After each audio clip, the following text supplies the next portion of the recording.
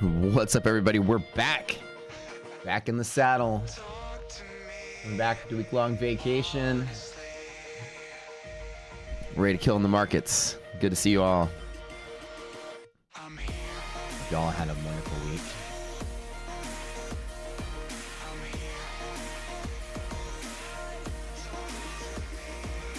You know, when you haven't touched all the buttons in a week, I'm still getting readjusted to how to get started in the morning. I remember my routine: opening all this, turn all these things on, getting all the spaces.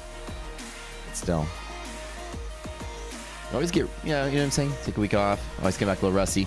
Time to wake up. Thank you. Welcome back. Appreciate y'all.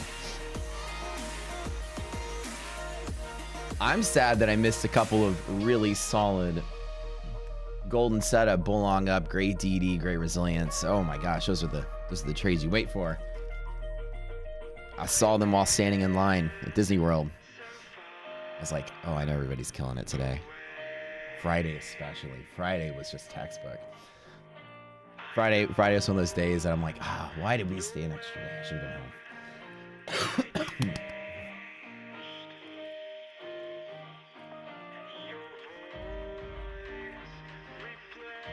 I didn't make a single trade. Not one. The entire week.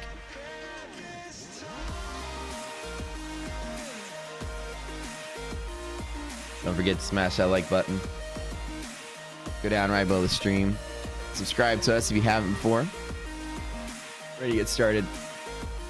Still pushing through that 10K to 100K challenge. Past the 60K mark. On our way to the finish line there. Still simultaneously doing this ETF 10K challenge for my funded account. So I can earn 10K for funded account same time. Doing pretty much the same trades in both accounts for the most part. I'm a little more strict in the ETF. Trade a little bit smaller and less frequent than my normal account. These are the rules I have for that one. Market's open, it's ready to go. I gotta transfer the DD bands over there. Yeah, they might call me a second with spaces. Oh. Right, this guy didn't do that. Hold on one second. See, I told you here I'm a little fumbly here. Alright.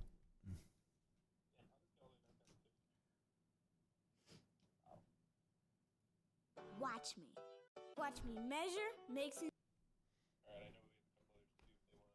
Hold on one second.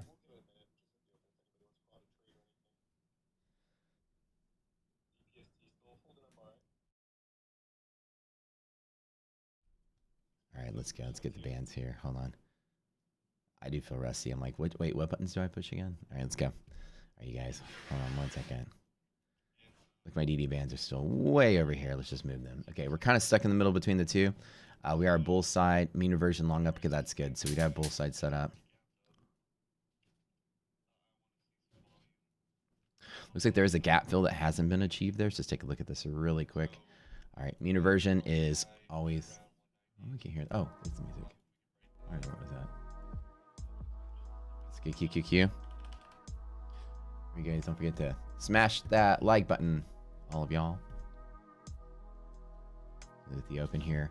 Oh, confusing setup. Okay, look at this. We have a BLU. We are inside of illiquidity pocket, which is good. This is a long 322 bull zone, side long.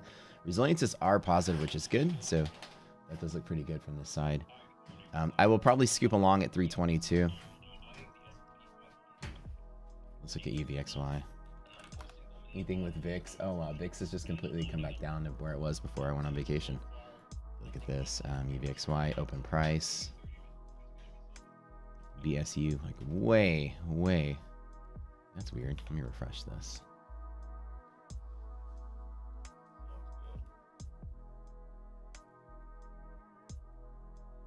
There we are.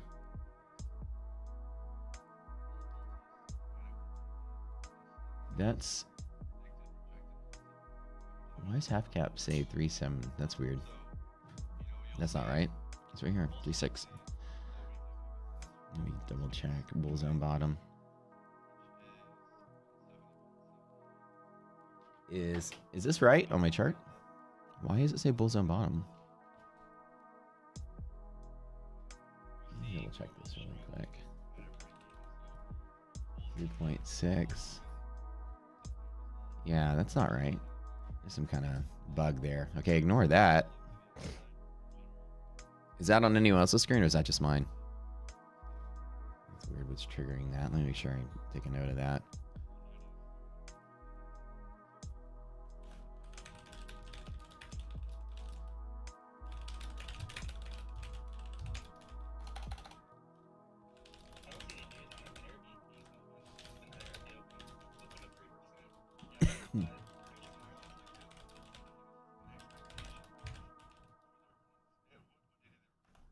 Oh well.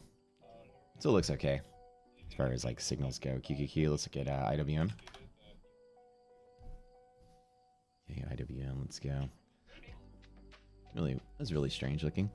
So yeah, that's Good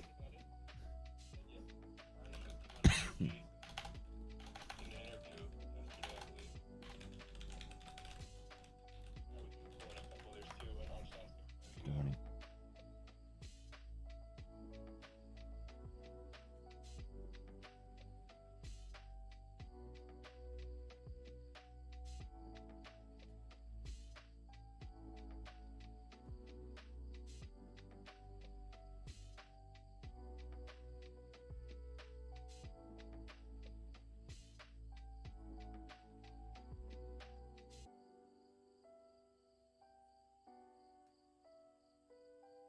Not a lot to say with that.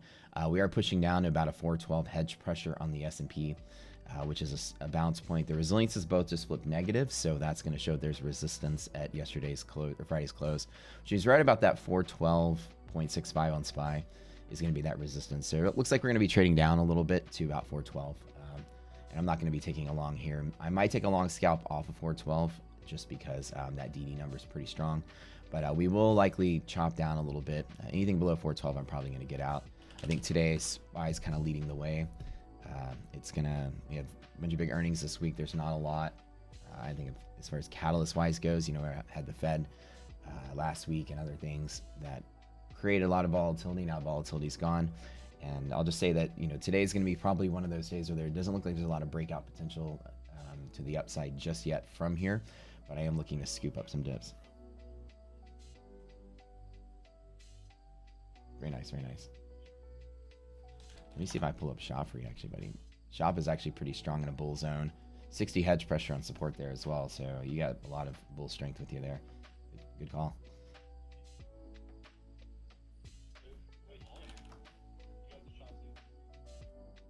Okay, so I'm probably gonna scoop off a hedge pressure. I don't like resilience. It's gonna be pulling down a little bit heavier from here, right? Bull zone support, obviously on SPY with DD being 9. Can't beat it. Cannot beat that. That's still really strong. So you got get a couple of minutes left for this res to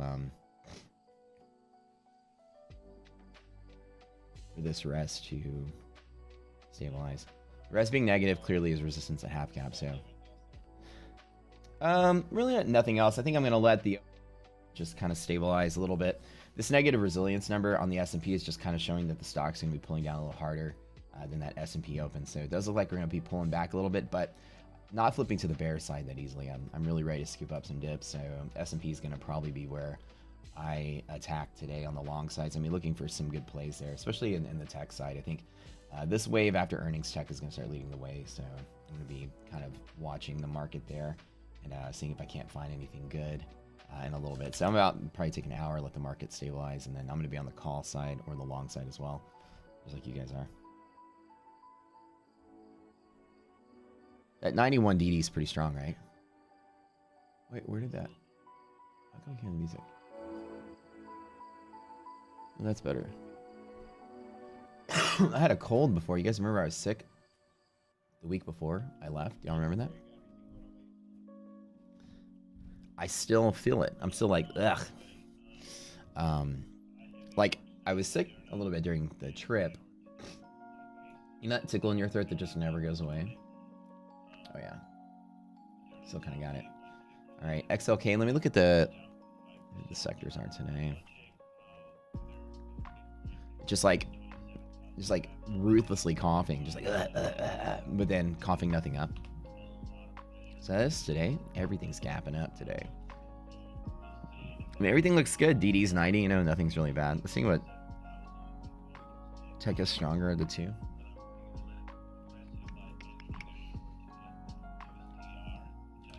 Let's see what XLE is doing today. Okay, USO. I'm just running through and just getting an eyeball for stuff. It's been a while since I looked at the market. Let's run a monthly map on SPY. One of the most important things you can do. God, that's so sexy. Did we already fill that gap? Oh yeah, we already filled that gap. Cool, cool beans. All right, let's get into that. I just took you guys back to the 90s by saying the word cool beans. Oh my god. Thank you all for joining the best futures trading stream on the planet. Rocket Scooter about to get to its 4,000th user account. In 1 year, we've almost been open a year. We did our soft launch in the middle of May to existing folks.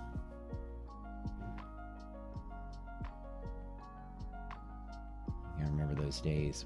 Those of you that have been here for years, I remember the soft launch in May. About 40 or 50 people in that soft launch. It wasn't that many at that very first day. I had a total about 400 or 500 people over the course of the month.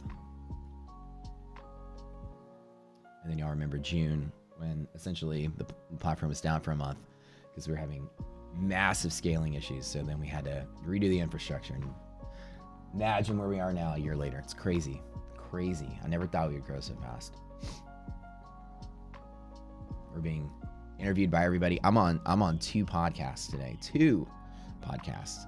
Not just faces. Two people, 2 interviews today. Crazy. So this is our 15 minutes of 15 minutes, I guess, in the spotlight. Everybody wants to know about what we're doing, which is cool. We're excited about it. Tesla look like a good play. Okay, SPY monthly map. Okay. Bull zone strengthening, bear zone weakening. Same thing as last couple weeks, I remember. So essentially, when the lower side of the bull zone gets lower, people are willing to buy lower, so it's a stronger bull market. You know what's interesting? Let's see. Okay, we have index divergence as well. Good thing that that's working here. Looks good.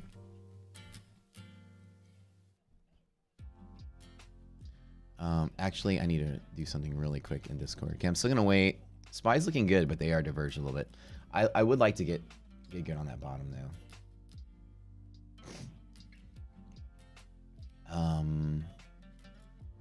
Where did I put this? Okay. Okay, good. I did categorize it. Okay. QQQ is probably the same.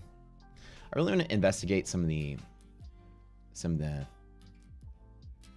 special sectors here. So this looking good. Okay, bear side weakening, bull side strengthening, same thing. Of the different sectors of earnings this week, double check. I always have to make sure I double check. So I want to buy the dip. I'm not going to buy anything yet. I need to get a little lower low and buy around if a bull zone bottom or hedge pressure. Double check this. Make sure those resiliences stay positive when I do that. Market cap here, Duke Energy. Earnings.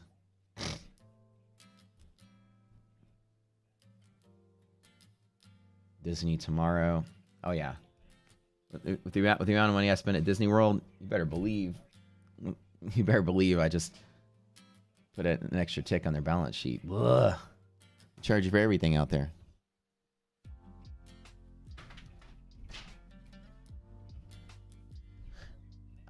I got some funny stories. I'll tell you all about the trip.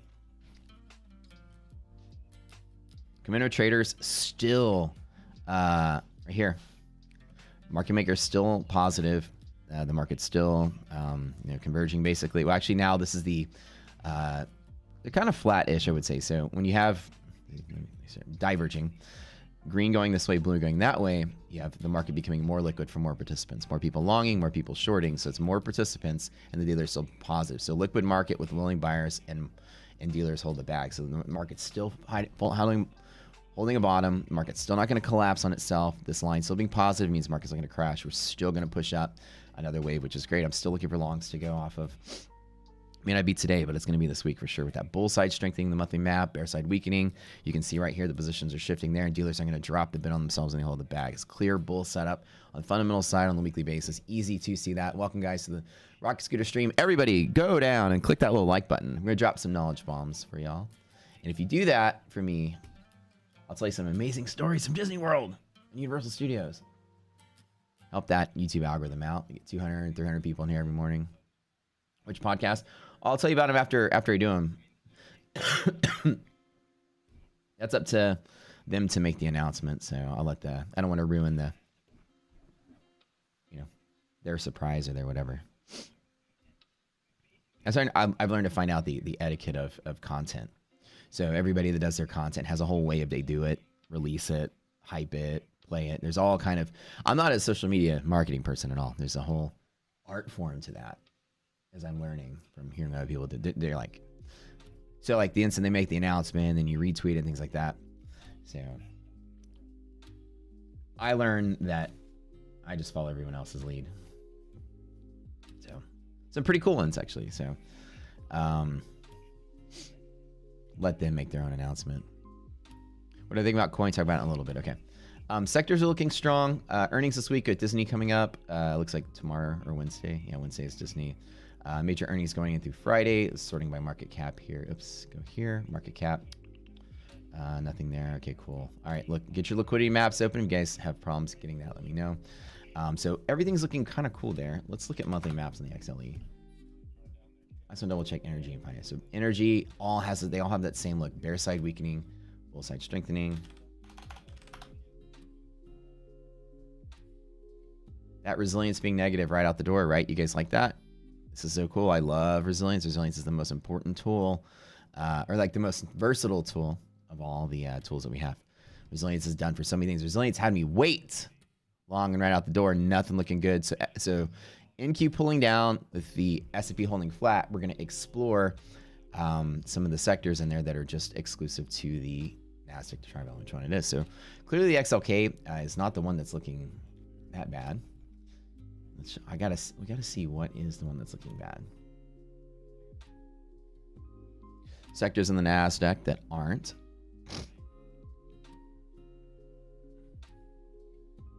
We're gonna look at healthcare, technology, comm services. So XLK is a nice BLU, looking good. Look at the XLC. Let's get communications. It's like we don't have walls for that. Well, we don't have hedge pressure for that one. Just monthlies, okay. Monthly mode here. Anything on that? BR.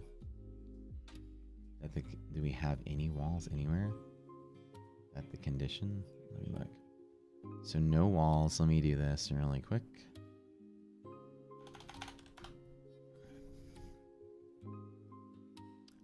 Yeah, okay.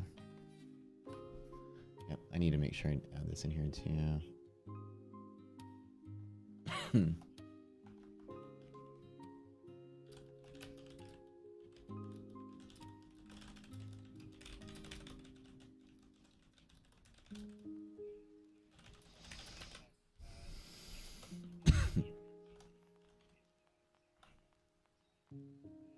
Okay.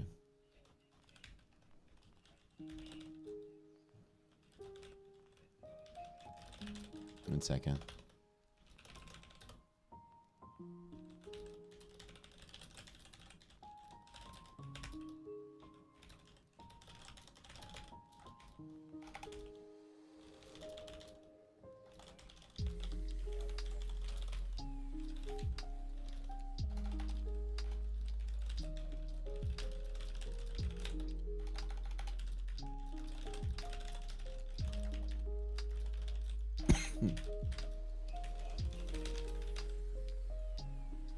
Is this Ed Sheeran in lo-fi hip-hop mode?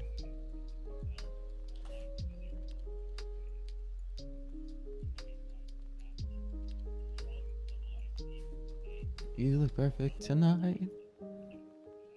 That's adorable. Love it. Market pulling back. Glad I sit out. Look how good. Right out the door.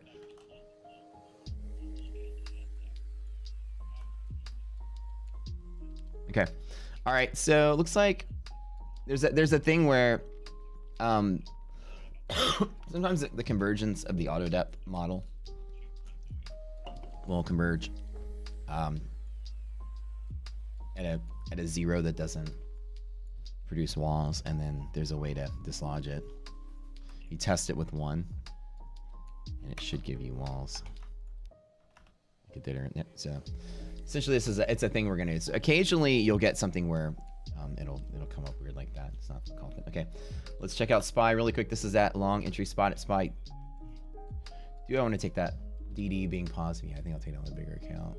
I can't take that on the.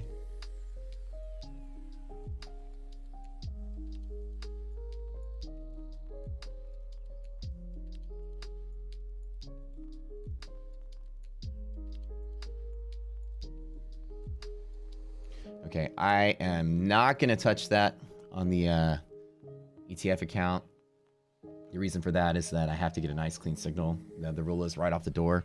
We're doing trader funding programs. If you guys remember, it's my first time to ever do it. And the only reason I'm doing it is because I'm filming a giant cool trading challenge, stunt, whatever you want to call it. Is I'm going to teach people how I take something small, like $300, the membership to one of these trader funding programs, how you take $300 to get yourself a funded account, how I take that funded account to make 10,000, and then how I take 10,000 out of that account to trade to 100,000 in a real account. So I'm filling them concurrently.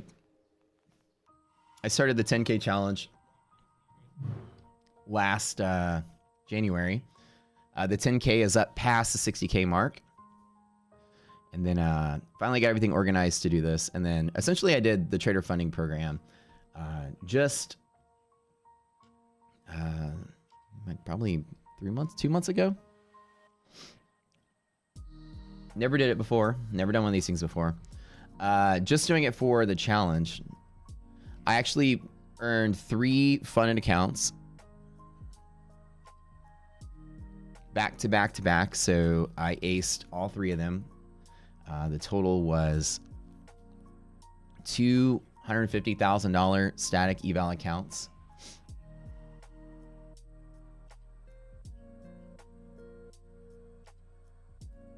Okay, I'm taking a long here in the big account just to trade up through here. Hopefully this stays. Now again, resilience is being negative, so half gap is resistance. You have to be careful there. So actually, no, close is resistance now. So remember, the upside is not too far. My first profit target will be there, and hopefully it'll fight to there for the rest of the day as long as ZD stays positive. Nothing irrational yet, I don't see. Let me double check. Oh, wait, SPY, hedge break. Okay, never mind. Hedge breaks here. So be very careful. Like I said, 10 points below here, I'm out. Hopefully it'll hold. It's pretty good. But we'll see. If we lose hedge, then that's just terrible. So I earned $550,000 worth of funded accounts, like right out the door. They always ask, they're like, you know, why are you doing an ETF account? You know, are you, or why are you doing a trader funding program? It's to film the entire progress. You guys know me. I like to do cool trading challenges. I post the P&L and the broker statement for the 10K challenge on a daily basis, so you guys can see the stats there. If you care. Actually tweeted. I think I'm the only trader on the planet. Well, not the planet. I've seen a couple other people do.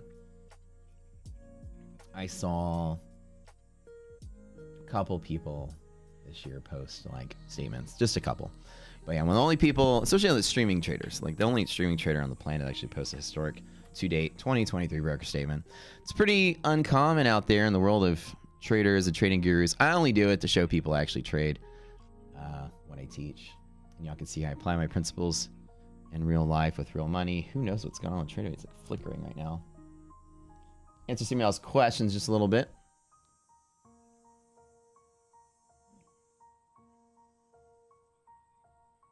Statements are historic statements, not just like posting gains. You know, it's like, here's the statement, here's the stats.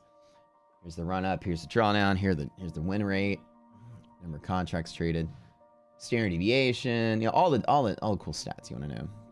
So which What do you think about coins? So we'll check really quick. So SPY took long on the big account, trading right up to there. Hopefully it fights its way through back to bull zone. At least if I get bull zone, I'll probably be out. Mean reversion is random from the middle. Keep in mind, when you touch wall in the middle, it is particularly random. Just as we pass through this little middle area right here, for 12.5, it's going to be particularly random. Let's hope we get some recovery here on resilience too. All right, let's look at coin really quick. Let's see what I think about coin.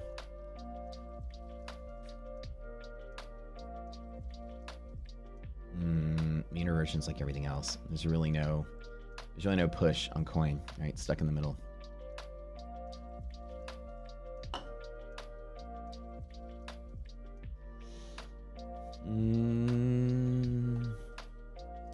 Can I provide an update on futures data? It is in talks right now. I actually have a meeting with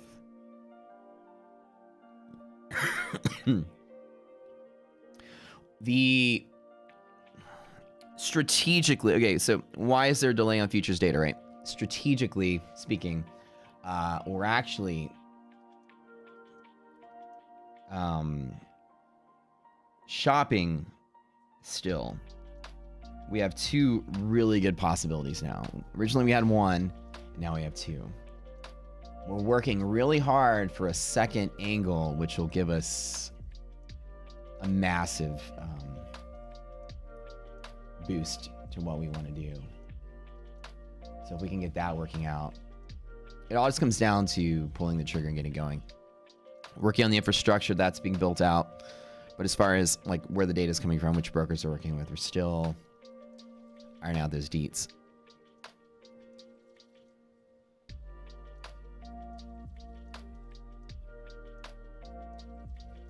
Trust me when I say that's like my excitement is being able to actually trade in the platform futures. So excited about that.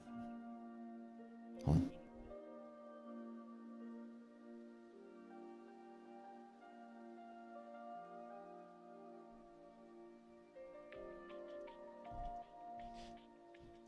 Am I down to drink some morning tequila to help you get rid of that cough? I do have some leftover tequila from the trip.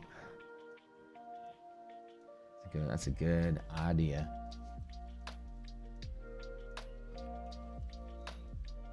You just blew your eval. Kind of sucks, Brooks Sabbath. What were you trading? What were you trading and why? Let's go with Apple, Amazon. Amazon looking good at support there. That's pretty decent.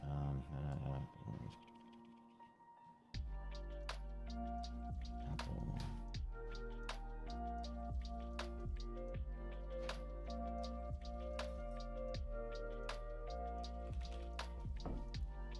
Oh.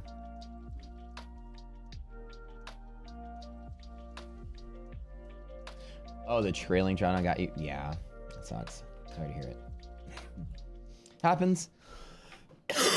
Now here's the trick with these shorter eval programs, right? Hold on.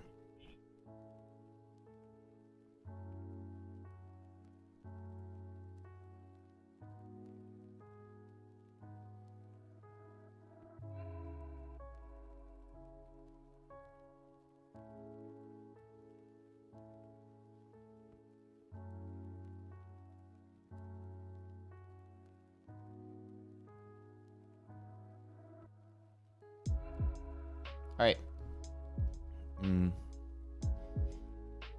Maybe I'll do hard to expire with res negative. Well, what res negative really just means, right? Oops. Doesn't mean that the market's going to sell off, but it means that the market's going to have resistance at the redistribution zone, right? So let me make sure I get everything all set up here. Where's my drawing tool? There it is. Okay. So with res being less than 0, let me get my tablet here. Working? No. So res less than 0. DD positive, right? So DD positive means that after some fight, hopefully we go here, right? So even with irrational signals, we want DD be greater than 6. That's definitely greater than 6. Okay. 411 is the point of no return, right?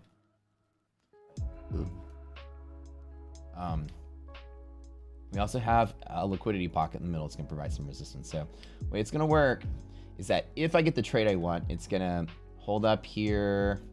Hopefully resilience inches forward a little bit. It's going to hold up there and resist. Hopefully resilience inches up a little bit more. And over the course of like maybe close to lunchtime, I'm going to hope that resilience goes positive. And the minute it goes positive, we get that last minute run up to there, and then it's coming out. Just like that. All right, here's some nice strong hedge pusher taps. I like it. So does everybody see how I did this, right? The fact that resilience is negative, we're gonna find resistance right here. So hopefully resilience goes positive at some point in the middle of the day. So DD outranks resilience, outranks liquidity map. Now liquidity map means mean reversion means we are random in the middle. So at least trading the middle, market will likely be random. Be very careful with those hedge breaks on Russell and QQQ as well. So essentially, you've got two really strong pivots today, right?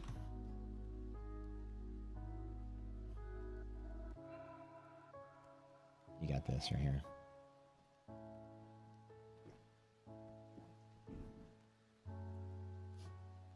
Actually, right there.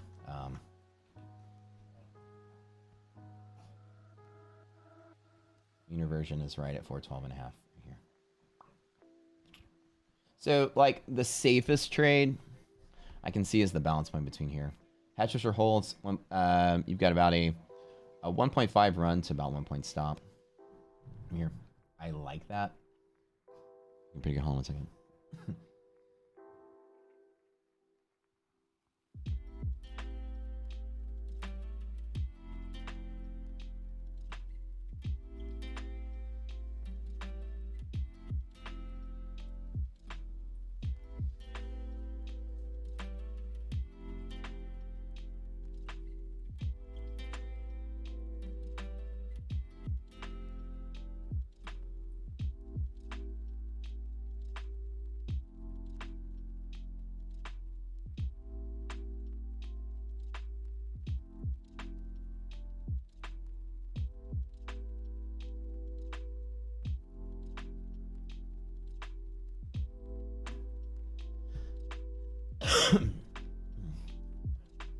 Why does TradeMate keep flickering around?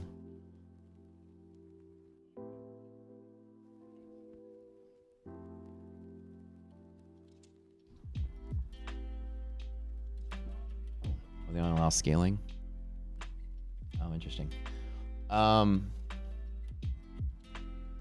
What is this called? What is what called?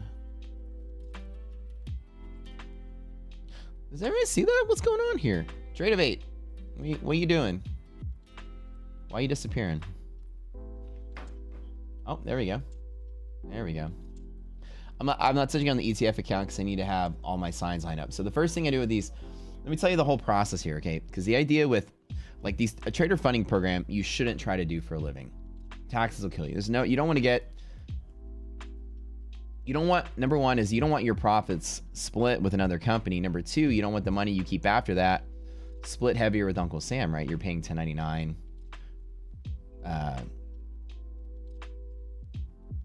It's taxed 1099, so it's like income tax. You lose the benefits of the 60-40 rule that you would pay otherwise trading your own account and futures account. Why is this so weird? Yours is glitching too? Oh, okay. So the idea is you don't want to do this full time. What you want to do is you want to join a trader funding program, scrape out 10. This is if you have no money, right? Maybe you only have a couple $100 a month expendable income. You don't want to crawl that to 10K. It's really hard to do. So you take a couple $100, subscribe to a trader funding program. Say some of them will say pay out the first 10K or pay out the first 5K or whatever. Go in there and earn that 5 or 10K, and then you're done. And then you're done with the whole program. Don't keep trading with it. Don't keep whatever. Take that money, put it in your own account, and go out there and trade your own account. It's a seed your own trading account program. Now I'm going to teach a really cool series workshop as soon as I'm finished with this whole challenge. It's going to hopefully, depending if we can finish it this year, the publicity stunt of how I took $300 to $1 million would be a really fun YouTube series, wouldn't it? And the stages are pretty well defined. Now, the first stage is to take to 100K. Now, I didn't tell people when I started doing this my ultimate goal of the design of the program, because obviously, you know, I'm pioneering content that nobody's ever done before. I'm not going to give all the competitors out there a head start of what I'm doing. Goal since last year was always to show how to take a meager amount of money to 10K, and then 10K to 100, then 100 to maybe $1 million if we have a bigger thing. But so the 10K to 100K is part 2. I'm currently doing that. But part 1 is, how do you take a small amount of money to give yourself 10K to make a trading account? How do you build a trading account for yourself? Your own futures account is taxed what they call the 60-40 rule. So the money that you make in that account, 60% of it is actually, let me give you a link. You guys can read up on it.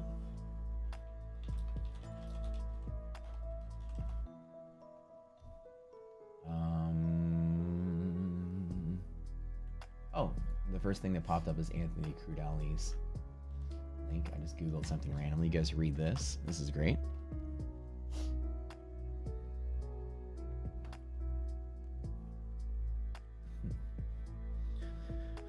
So 60% of your gains are taxed at long-term capital gains, and 40% is taxed at your standard short-term capital gains tax. So at the end of the day, this was a thing that the government did for the futures industry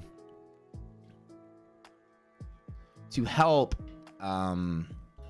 almost like, you know, like in the farming industry is subsidized, right?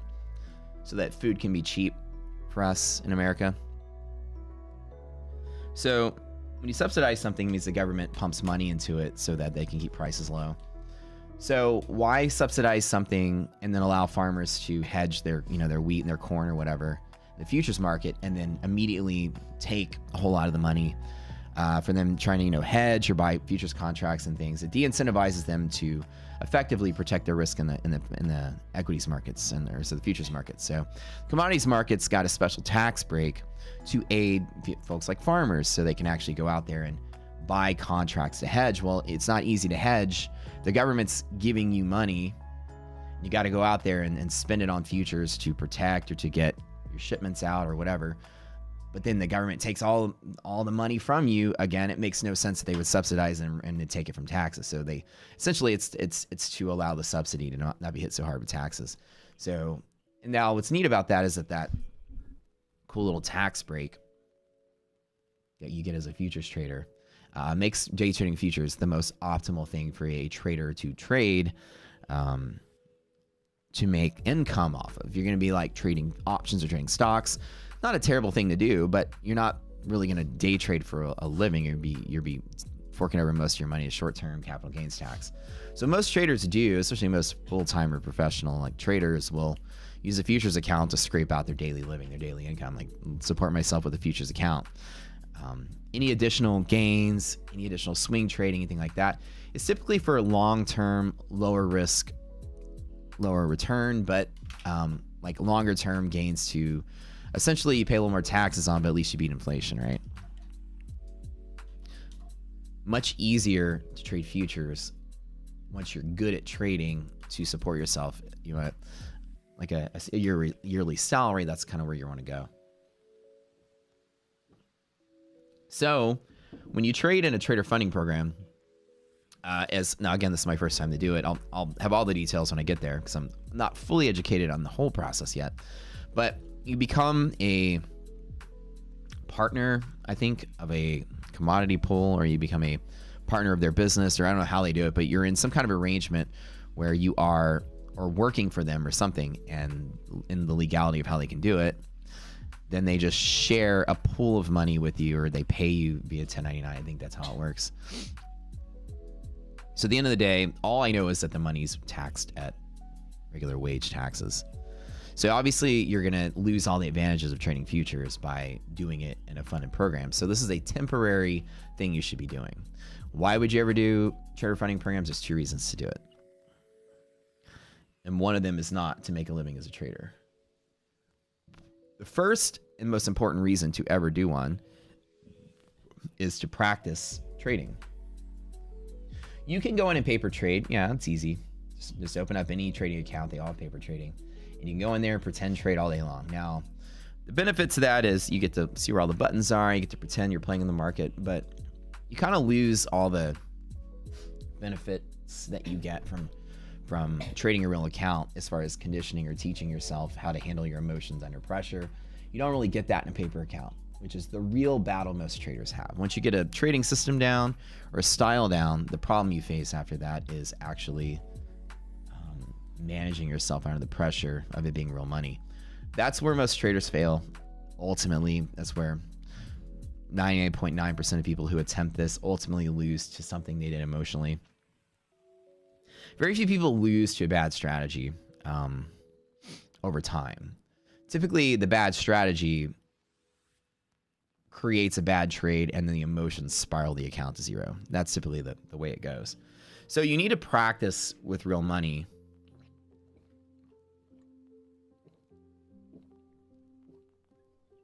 Oh, hold on one second.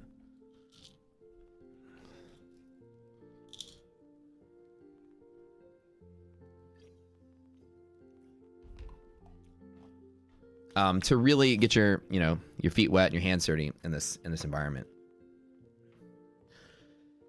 How do you do that if you don't have money, right? It's like, how do you get your first job that needs you to have experience if you don't have experience? Well, that's how you get your experience. And Trader Funding Program is a way for you to put a nominal amount of money down, a couple $100 a month, to paper trade. But there's a reward. If you win, you get a funded account, right, at the end of the day. So you're actually putting down some risk, which is money you pay every month. You're actually paying for it. So you're going to take it more seriously. And there's a reward at the end, like the hope that you get a funded account. So you're actually getting the emotions, like the stresses, the, oh my God, I can't lose. The, oh my God, I need to make this work. The normal things that you'll face as a trader do come with the Trader Funding Program. The difference being that you are renting the emotions, I like to say it, for a small monthly fee, which is awesome.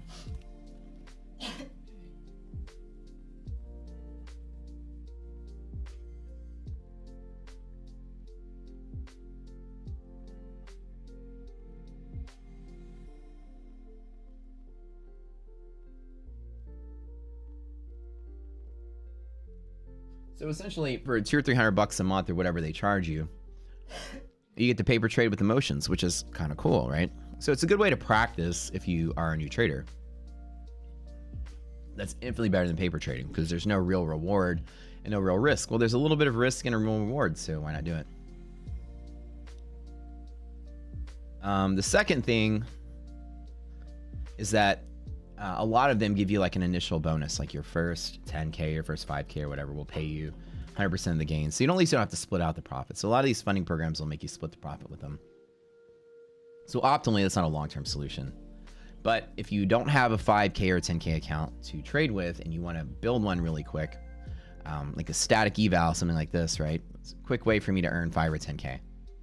And then pull it out and then put it in your own trading account and go. If some of them say, like, we'll pay out the first X amount or whatever.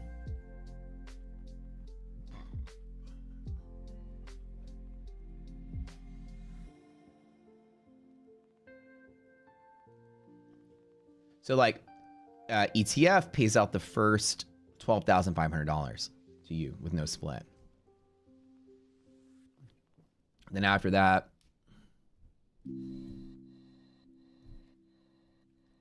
it's an 80-20 split, right?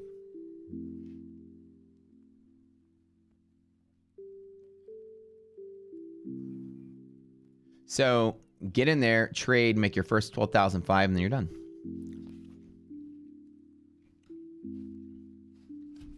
Okay, it looks like you're pushing the hedge pressure. Don't like that. Gotta be careful here.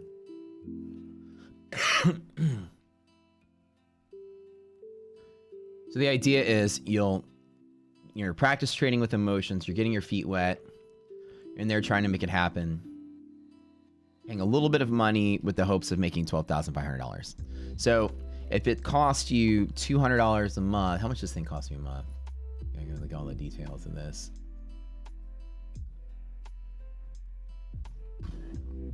Cost me $135. No, sorry, $300 a month for this. Okay.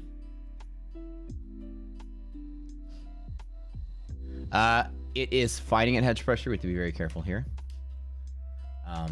So $300 a month to make $12,500. Let me do the math there really quick. Right.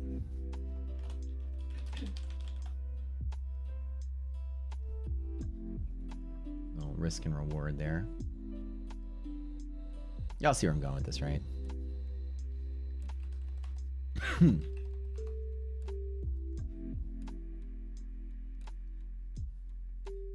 So $300 to make 12,500.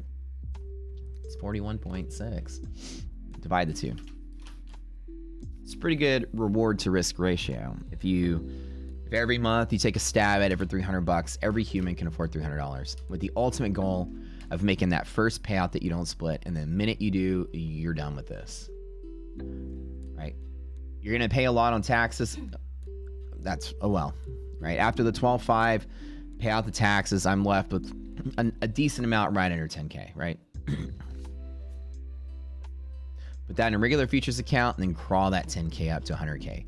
Once you have 100K in your pocket as a trader, you now can trade for a living, in my opinion. Well, not you, like you're not like at the stage you're at, but that's what you need at least to trade for a living. With 100K, I could take 10K and grow it to 100K, 10K, grow it to 100K. You guys watch me do it all the time just to show how it's done. January till what, May, the 10K accounts at 60 something K. It's more than enough to pay your bills if you're good at trading, which could take years or decades or never for most of y'all.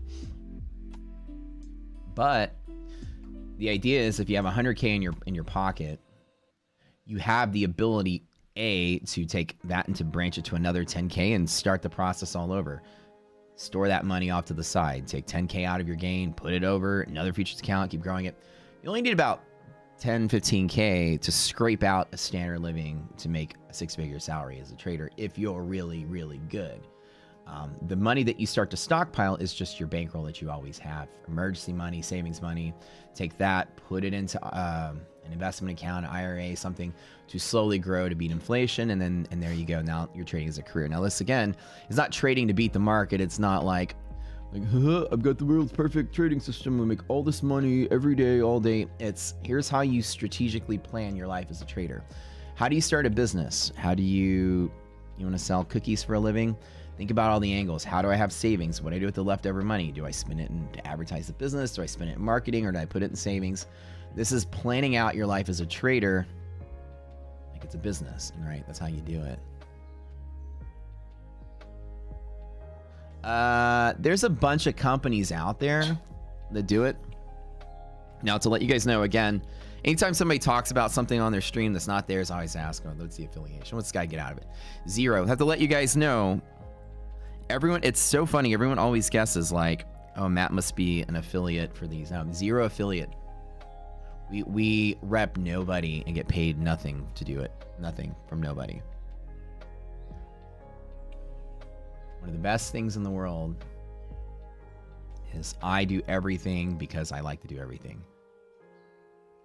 I have no official partnership or relationship with ETF, with TopStep, with any of these firms, and I don't. And even if I ever did, I would never get paid for it. One of the cool things, another thing about me is I've never accepted in my entire life one single dollar from one single person to rep any single thing. You guys always hear me talking about, like, there's a lot of podcasts, a lot of people we work with, a lot of things. None of these people pay me. Anytime anybody's ever offered to pay me, I always turn it down in principle. I have taken zero affiliate dollars my entire life, which is crazy. People are like, hey, can you retweet me, or can you like help me get some whatever? Can you help me? I'm like, yeah, sure. They're like, well, how much? How much you guys want? What do you want your split? No, I'll do it for free. And everyone rolls their eyes like, what? Why would you do that for free? So I'm not a paid advertiser. I rep things I believe in. I rep things that are useful to me. I rep things I like to teach you guys about it. So 0% for the rest of my life if people will ever pay me to rep their product or brand. So don't think I'm out here being influenced by some paycheck to recommend something. Principle. Don't you hear that Ed Sheeran song? That's pretty dope. I'm streaming Lo-Fi Geeks, one of my favorite background noise channels. Pretty dope, right? Here it is. Link in the chat. So yeah. So before everybody says, oh, he keeps talking about this trader funding program because, you know, he's getting link clicks and all that. There's no link, there's no click, there's no discount. This is strategically neutral. This is what I believe is the best way for a brand new trader to get their feet wet and get into the business, practice trading for a very nominal amount of money. Yeah, I'm absolutely doing a video series. That's the only reason I'm streaming the elite account, because I need to catch the stream. It needs to catch the trade that I make. So the rule is right at the start. I mean, it's a 150K start. I'm right at the starting point. The goal is it only took me 5 days to earn this 150K account. 5 days, that's it. And I earned 2 of them back to back. And then I did a 250K end of day drawdown, and I also made that. So I earned 550K in accounts. And I only need 1 to make the video. But the reason I did 3 is so I could film me doing 3, which I did, just to prove that it wasn't a fluke. So in the video series, it's gonna be like, here's what I did. It took me 5 days to get it. Boom, here's how I did it. And just to prove that it wasn't just a lucky fluke, I did 2 more and actually told them to delete the accounts because I didn't even need them. And they thought, they're like, wait, what? You don't want to keep these funded accounts? Like, no, I'm actually not going to trade them. And they're like, why? And I go, because I don't want to pay 1099 taxes on them. Like, you know, I understand how your business works. No, thank you. I don't need the money. I'm doing it for a publicity stunt, a video series. And they thought it's funny that I handed over $400,000 worth of funded accounts and delete them because I don't like looking at them. I don't want them to be all stacked here on my screen. I'll clean it up, get rid of them. And it's funny all the stuff that people look at me. I'm funny. I'm the only person in the world, like, I feel like, with integrity in this industry, because people are like, what, you don't want anything out of it? Hey, you know, like, no, just I earned it just to beat the challenge, and I'm done. Please get rid of them. They're like, oh, okay. And I was all right, yeah, because I have zero intention on actually using it. I don't need it. So that's it. I don't want people call shenanigans like I'm bouncing between different accounts. Like, it's strictly for video series. I did it once and people would go, well, maybe it was a fluke. And I'm like, no, I did it 2 more times. The 250K took me, what, 12 days? Both 50Ks each took me 5 days back to back.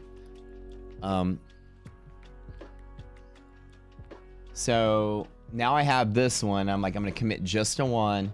And if I lose it, then I'm going to start over and earn it again, just like anybody else would. I don't want to use the backup as well. I earned it, so let me go ahead and use the backup. So I'm going to delete it. So in case I do blow it, I have to start over and do it like any normal trader would. I can document the whole process, right? By the way, if you guys want to check out Rocket Scooter, the platform on the screen, go to the description below. We're doing this really awesome extended trial. Like I said, we're about to pass our 4,000th user account. That's crazy. You guys are awesome. We love y'all. Big things happening this month and big things happening this summer. Platform. Especially for the rest of the year. There's going to be so many things by the end of this year. You'll be able to code your own strategies, code other people's strategies, automate trading for yourself. Rule Assist will be in there. We'll have a vendor marketplace with some A-list vendors. We're going to have trading stocks and options all this year. Talk about what we've done in year 1. Year 2 is going to be insane. So check it out. It's $35 a month to check out the platform. If you do this extended trial right now with this big promotion we're doing, at the end of the day, and nobody spoil the surprise, but just say if you did do the surprise, let the people here who haven't done the surprise. During this extended trial thing that we're doing, right, our normal price is $200 a month, but you get like these cool little deals that pop up. And the deals are amazing. If you think they're amazing, tell people, tell them how much or what you got, or just say, yeah, it was pretty amazing. Like, trust me, you should do it. You guys can lock in what they call like the founders rate. So if you ever got into a gym and your buddy pays like $50 a month forever because they were there in the first month and everyone else pays $300 a month. Or we're doing the founders thing right now. So a couple thousand of you are going to walk away for the rest of your lives with like really cool rates, right? So check it out, the extended trial, $35 a month. Hang in there. If you like it, you'll get a really good rate for the platform. It covers your data feeds with clearly a candle data, options data is coming through as well. So you get all that stuff, covers in the fee. if Sam, if you see a pop-up on your dashboard throughout the 3 months of your extended trial, those are the deals. So it's like any trader. You get in early, the reward's better, right?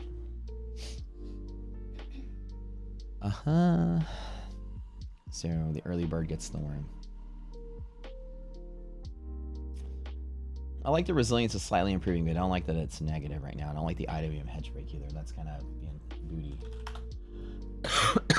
Looks like small caps are getting crushed today a little bit. Maybe Russell might bring the S&P down. Let's just watch it today. Love you from India. Oh, we'll love you back. So this part of the series is,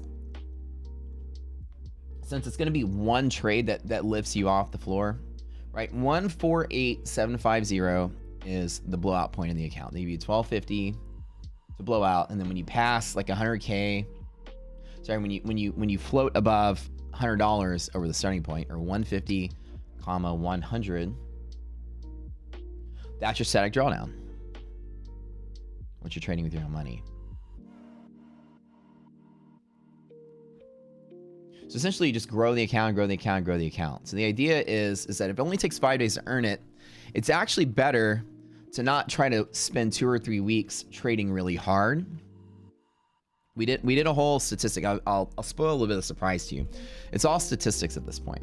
If I did it in 5 days, and I did it again in 5 days, just to show that if you hit it hard and meet the minimums, you can earn these things pretty quick.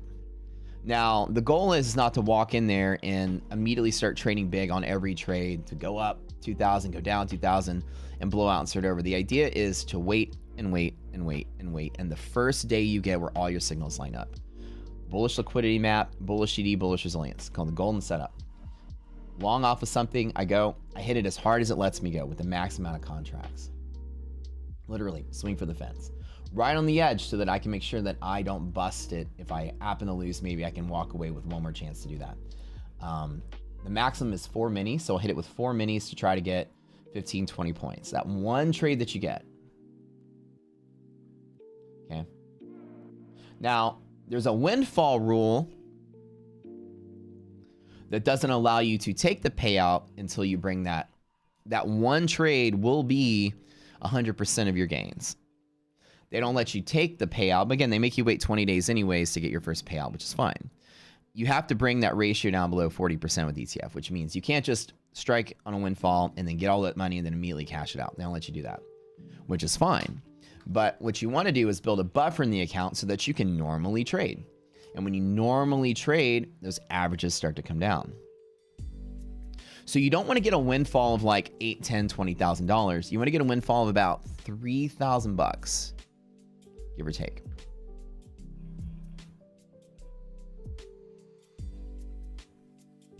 And then you want to build a buffer off of the blowout point. So $150,000, swing really hard with all 4, make three grand, close it all out. If the trade's still going, get back in on another trade. It'll count as another trade with one contract. And then now you have 3 or 4 grand, which means you can lose 4, 5, 6 days in a row, which is really hard to do, and still be in the game if you're trading small from that point forward. And then trade small from that point forward to medium to inch your way to the 12.5. But you can have a bad streak of 3 or 4 bad days and still not blow out of normal trading. So like, I'm just inching along with some mini micros. And again, I'm going up 200, down 200. It's just basically zero. It's noise at this point. Not really underwater, not really making money. I'm just right pretty much at the starting line, up or down a little bit. But I'm not swinging hard because I don't want to lose the account and start over. Now, again, if you swing really hard on your first account to make 2 or 3 grand and you lose, obviously you blow out. But the thing is you start over, pay your reset fee, and then 5 days later, you're back in the game.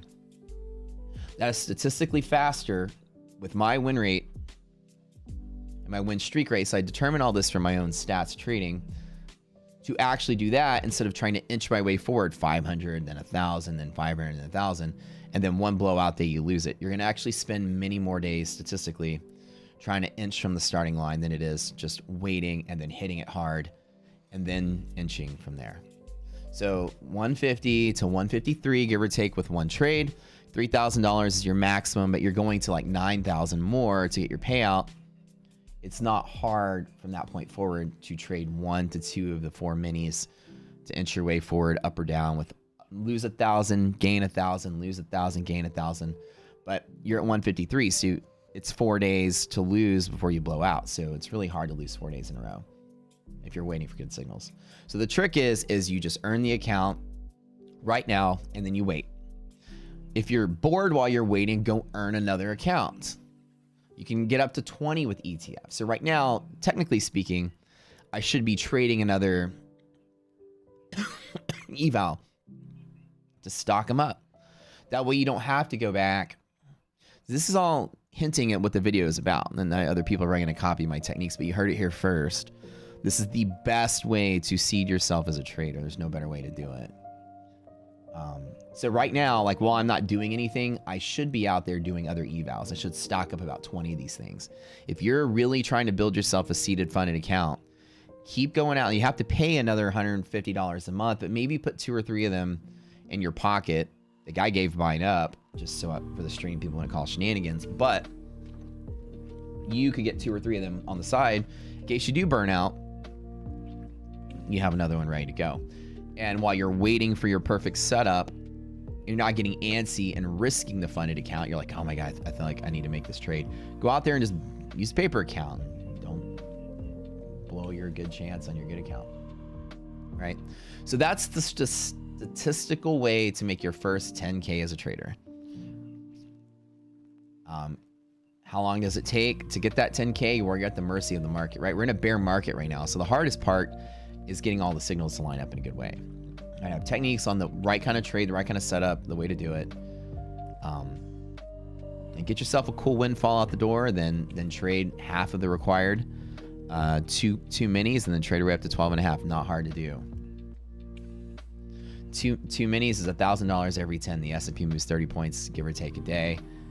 So you can easily squeeze out 10K over the course of a month or two, average, give or take, depending on how good you are and how good the market. It's mostly dependent on how good the market is, to be honest. It's not really you. It's going to be, you're at the mercy of the market. A good bull market, you might hit that 12.5 in a week or two. You might get really lucky. Choppy, crappy market like this, you're going to be having to wait a lot more. That's just the way to do it. But you get that 12.5, send it to yourself. You're going to pay taxes on it. You're coming right under 10 at the end of the day, depending on how much money you make. And then you're done. Don't let Uncle Sam take any more money from you than that. Then you got your first 10K, give or take, for an account. Throw in your trading account, and now you're ready to go. Make sure you set aside the amount for taxes you have to pay, and then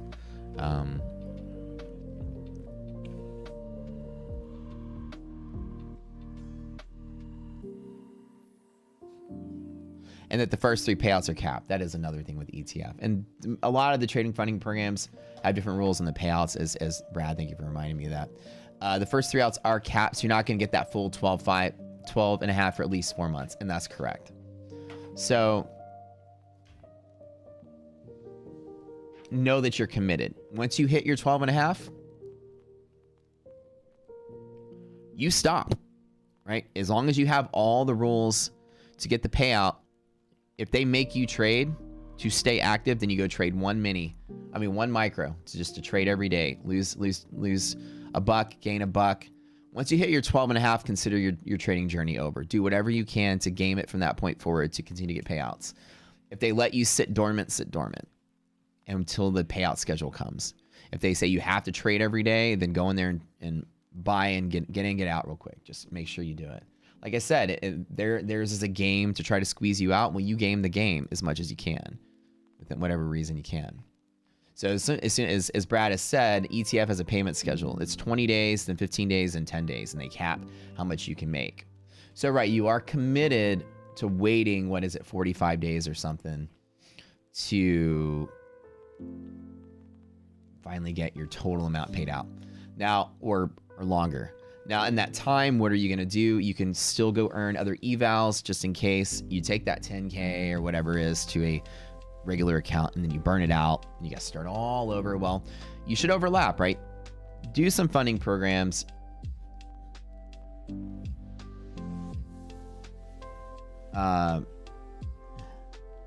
Do another company, right? If they have a maximum and then you can only get that once, and go do a different one. There's dozens of these companies out there. But try to build yourself, you know, a back burner of accounts or back burner of cash, just so that you can have a bunch of other chances to do it. And then even worst case scenario, I mean, that's just to optimize. You know, what happens if you get that 10K, you get that payout, and then you burn out in your real account, you got to start all over. You still have that funded account. You can still go back and trade it up. You're gonna have to split 20% of your profits or whatever the split is with the company from that point forward. But still, I mean, you'll just have to work a little harder to get your 10K again. Luger Singh says, you missed my question earlier. If it resonates negative for SPX and in Q, does that mean RDZ is support for the VIX? Resilience has no correlation with the VIX. It's coincidental. Well, at this point, it seemed to be coincidental. Sorry. We're missing your question. Strictly speaking, resilience is the interaction with redistribution zone for the index itself and nothing else. Hold on. So while VIX may be interacting with its own, it's perceived to be just a coincidence.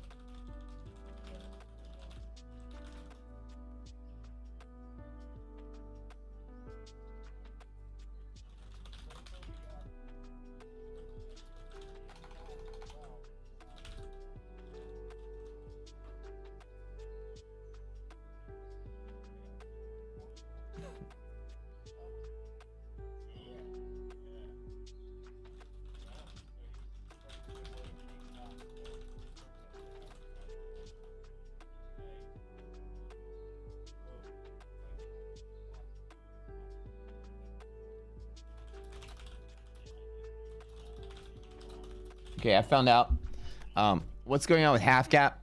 The label is as you see. This is what my understanding was. Why is the label here? And I asked him about this. It's because when we wrote blanket logic, you have to understand, like, some things will trade. For instance, in futures, right? Something in futures will trade to like 3 or 4 decimal points. Like at natural gas will trade like really far out, and some things will trade at the dollar. Some things are worth hundreds of dollars. Some things are worth pennies. So we have just a blanket thing that rounds to the nearest decimal point for half gap. So this is what I thought. I asked him 3.66. I go, why did I say 3.7? Are we rounding for the display? And he's like, yeah, we're rounding for the display. So we're gonna have to put in some logic that states anything under 10 bucks rounds or has a precision of 2 decimal points. Anything greater than has precision of 1. This just was to clean up. That's what I'm typing right now.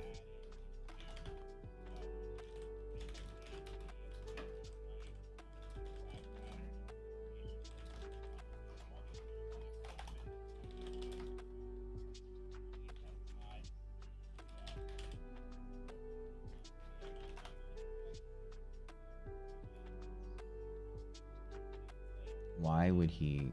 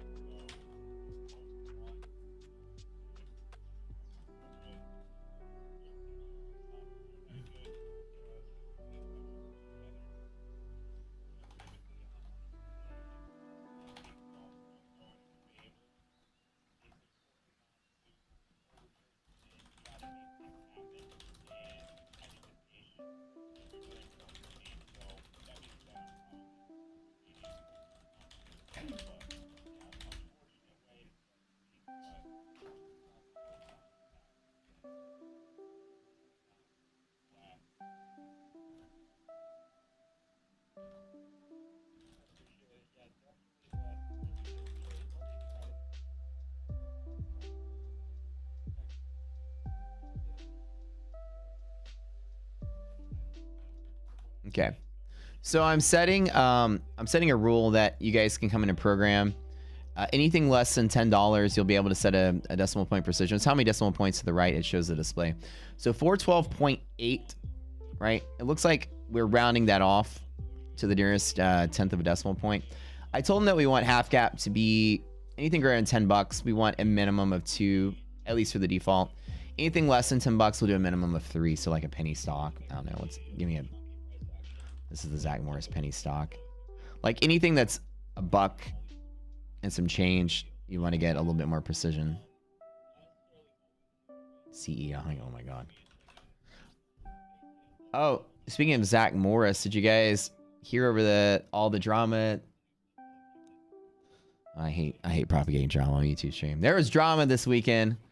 Another one of the loosely affiliated trading gurus with that group. Another arrest for another, again, allegedly allegations, whatever. It's like, I feel like anybody that would get associated with those pump and dumpers. Yeah. Again, let's not make it a focus of our stream to spread drama out, but man, it's all over Twitter. Obviously. And again, no, I don't point fingers at people. You know me, I'm the no drama guy, but people are some shady mofos and do some disgusting things in this industry.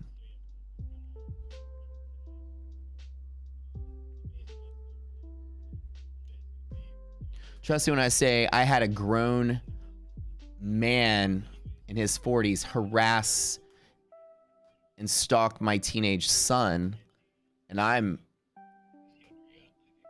trust me when I say I take passion to that. I'm in the middle of dealing with that.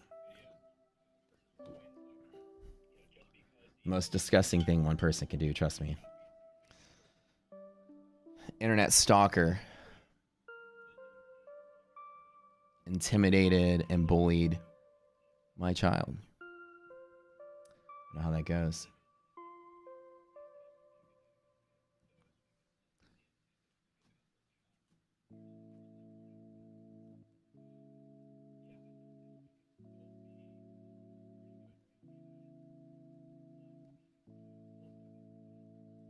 But yeah, I have a particular dislike for anybody who would take advantage of children. With those groups, you're either a wolf or a sheep. Most of them, that type of group are sheep. They get hurt because they don't understand what's happening. I think what's sad is that it's just social media, like in general, creates that impression. People are very easily buy into the idea. It's a Gen Z thing, I'm gonna tell you. I think Cole and I talk about this all the time.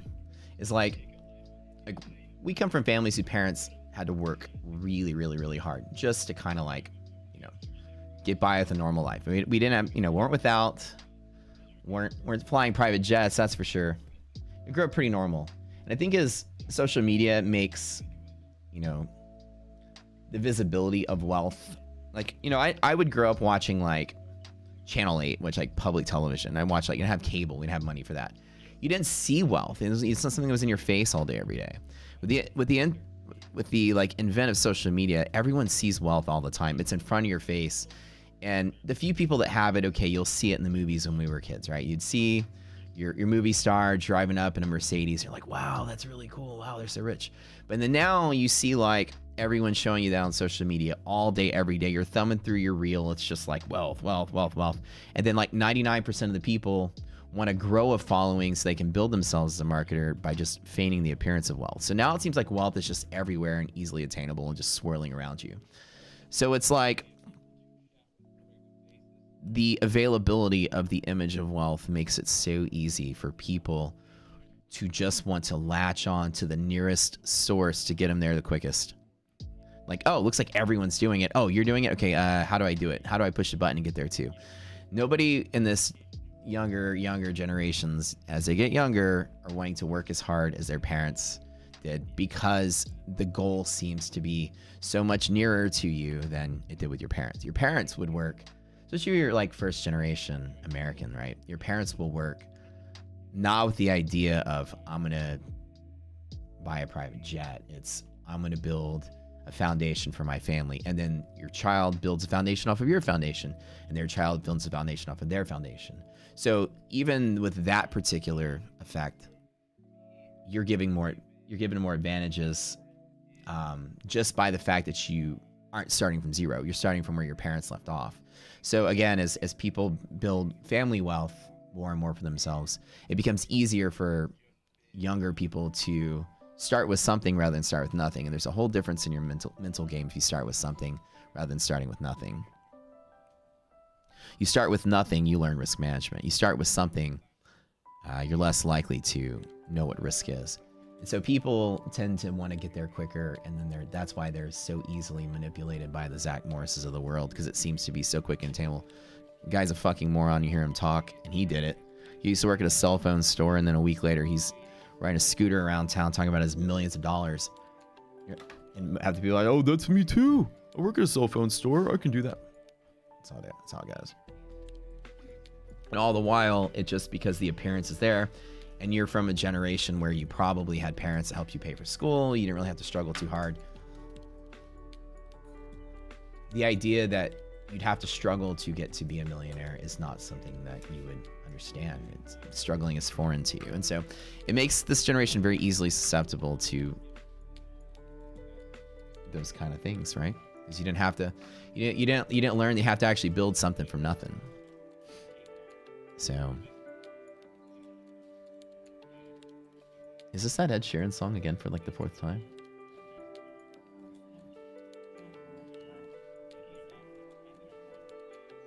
Anything that worth trying isn't easy. Anything worth trying will make you money isn't easy. That's a Nicole quote. I love it. With those groups, you're the wolf sheep. Just easy. It's so easy for people to see it, to see people brag about it, and mostly are just manipulated by that because of dislike for their job. And this is another thing too. Anybody have parents that worked a job for 40, 50 years? They probably didn't love it. They probably didn't hate it. It was a job. It got the bills paid and it took care of their family. And their legacy was, I'm gonna take care of my family and raise my kids so they can go to school and have the opportunities I didn't have. Right? And the generation now is more like want to have what they believe they deserve faster rather than to work at a deficit for decades to get there. You see everybody around you showing wealth or feigning wealth. You're ready to get there now. You're not willing to just keep your head low and work hard and slowly climb. So everybody's ready to take shortcuts, and that is why there are people out there willing to exploit the masses of people wanting to do that. Here's a shortcut. Here's an easy way to the top. Just follow me. Here's $5 a month for my book. Here's $300 a month for my Discord. Follow me. I'll get you there. Don't worry. And you're like, oh, thank God. This guy did it. I can do it. And most everybody out there is just understanding how easy it is to sway that mentality.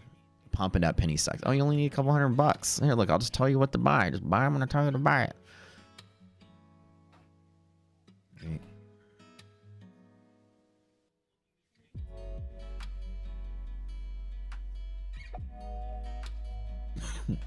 Yeah, TradeAvate's been glitching for me too. It's been like at least the paper accounts.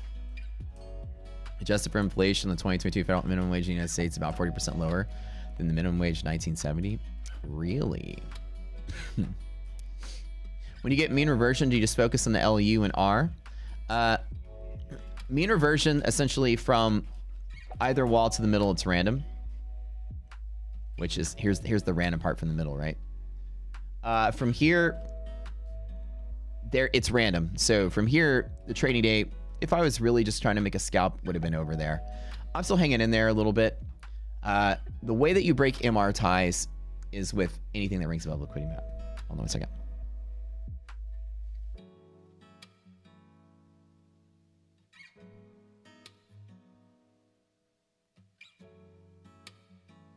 I can't hear Alejandro talking. So the way that it works is DD outranks resilience. Outranks liquidity map. So mean reversion is random from the middle. Okay, so when things are random, it's not irrational, but random means random. So how do I break a random tie is I have to look at the auxiliary around it. So DD 0.91, typically in rational markets, I break a rational tie with DD. When you have rational markets, like irrational with like red or yellow lights, DD needs to be greater than 6. Or 60%. Check. So I will more rather bet that the tie break goes from here to here than from here to here if there's nothing else in the way. Now, if like we're trading below monthly hedge pressure, then clearly I won't make that bet. If we're trading below hedge pressure, I won't make that bet because hedge pressure breaks and all that are less likely to happen. If there's a clean shot to the middle, okay, good, right? If there's a clean shot back to the top, good. DD 0.91 says that we want to find a bull zone. Okay, it's greater than 6. Check. From the middle, I'm going to take that bet. What does resilience say? Well, resiliences are negative, which means we're going to have resistances there and there. So it means that it's probably going to get there and hold up. It's going to get there and hold up. It's going to get there at the end of the day. So now I just say, okay, as long as DD stays strong and positive, we're going to push up to that 413, I hope.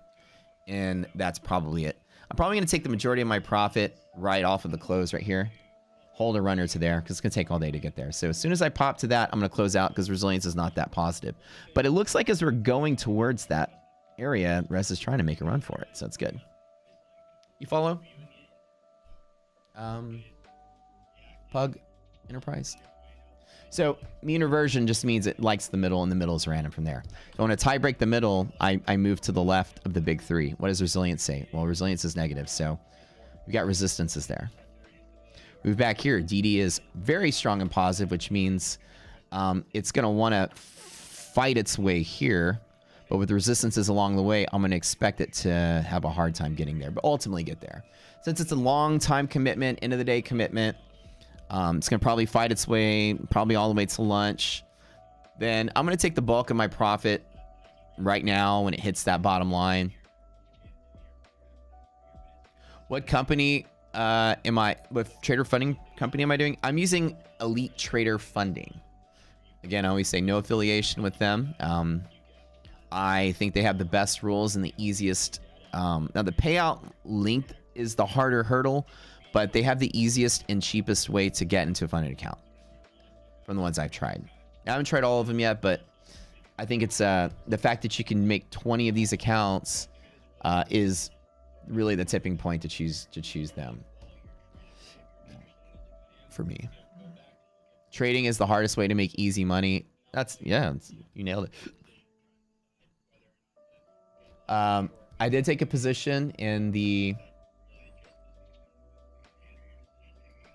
10K account. I'm only up about $1,000. I'll make about 2 to 2.5 today if I do make it all the way to the top. Okay.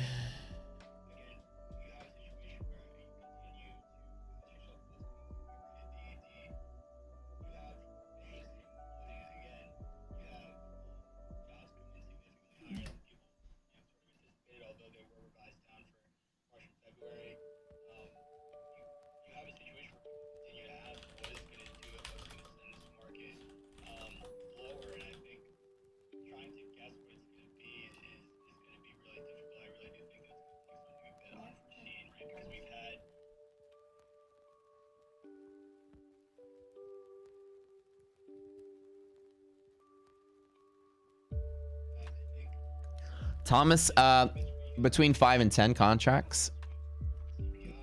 5 is pretty much my max that I would do I call my max normal. But if things really line up, I'll go a little heavier than 5. You take the net lick of the account. This is the rule. Net lick divided by the initial margin requirement from the CME site. Initial margin is equal to 1.1 times the maintenance.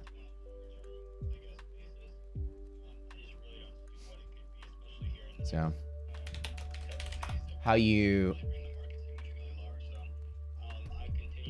get those numbers? Well, let me show you how it works. You go here. through that link really quick.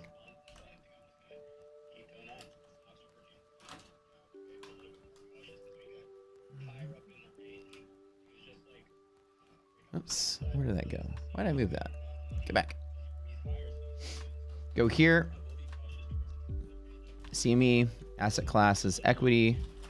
There you go. It's going to tell you 11200. So multiply that by 1.1. It's going to be 1232.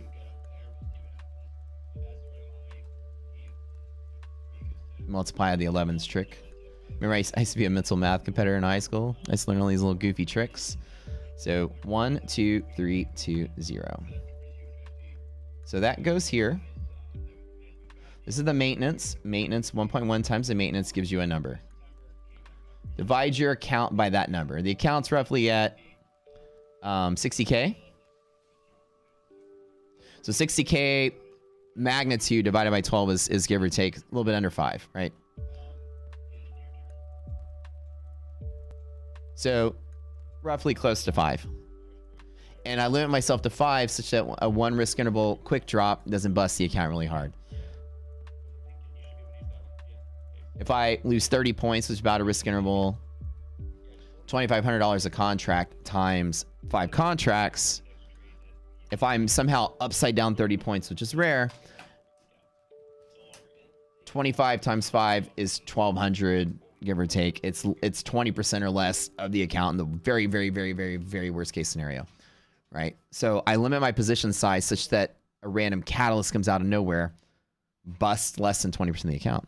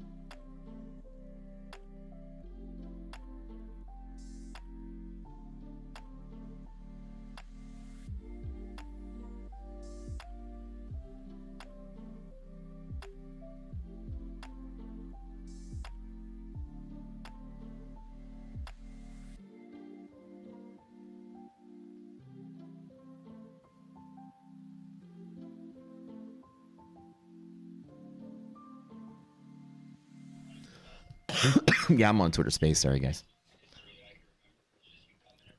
Me and me and Noah are debating on how high we think the squeeze goes.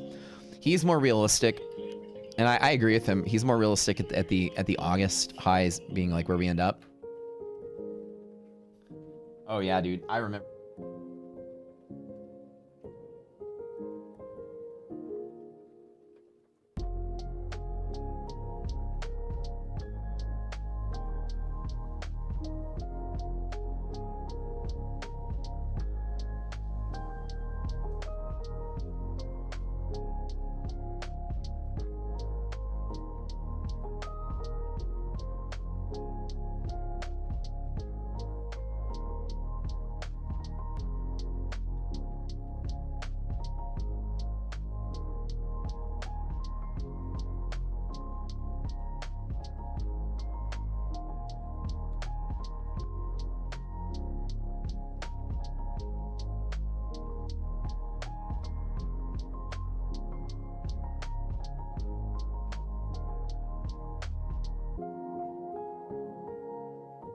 Is this Adele?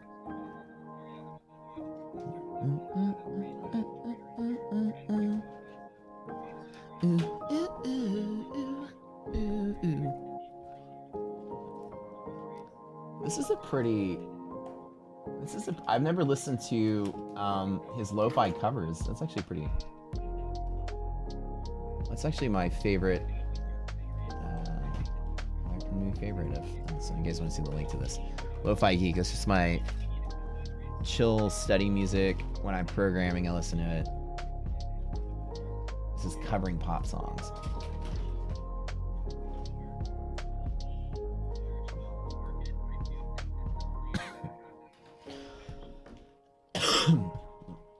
The reason I think that we push up to the next resistance is because here we pushed with nobody to squeeze, right? Very little people, 200,000. We squeezed really hard. We ran up 400 points. Okay, it's like almost 11%, 3,900. Yeah.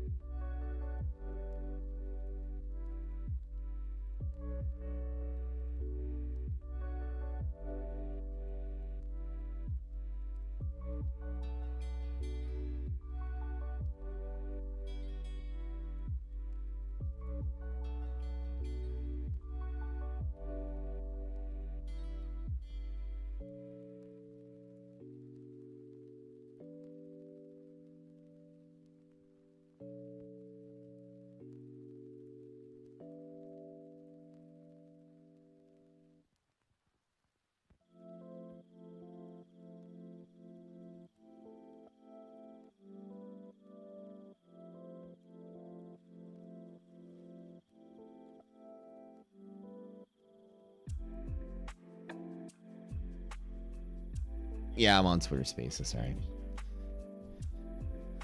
This right here is a big part of the reason I believe that we push really hard to there.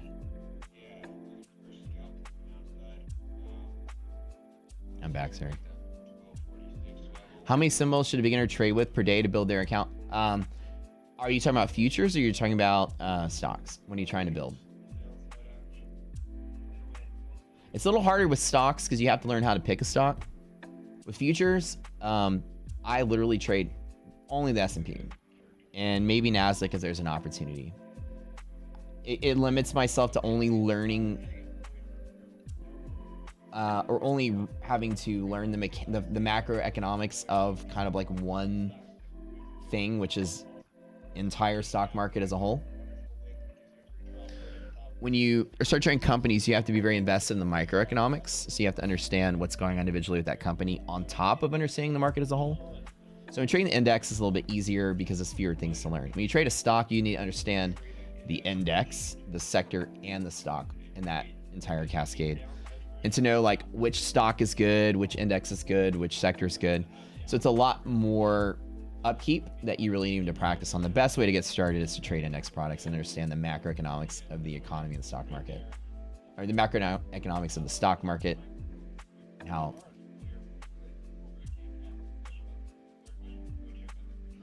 Oh yeah, talking about Disney. Maybe I'll talk about it tomorrow. Why don't you show the entries on that other account?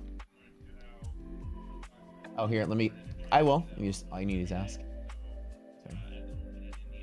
I'm trying to film this right here to get the film. Like the video is going to film the 45. I've committed 45 days of showing this on stream. If I put two Trade-A-Baits next to each other, then my beautiful rocket scooter like gets no, like my beautiful rocket scooter literally gets like no coverage on the screen. So remove that. So honestly, I'm trying to get futures trading in here so I can connect to all my accounts in one place. Here, let me show you this, right?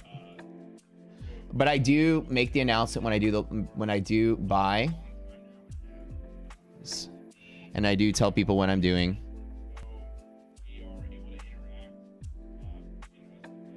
Here, let me just get a screenshot here. I'm in a position of 7 from here. I'm up about $2,000. I'm at half gap, so what I'm going to do is I'm going to close everything for profit right now.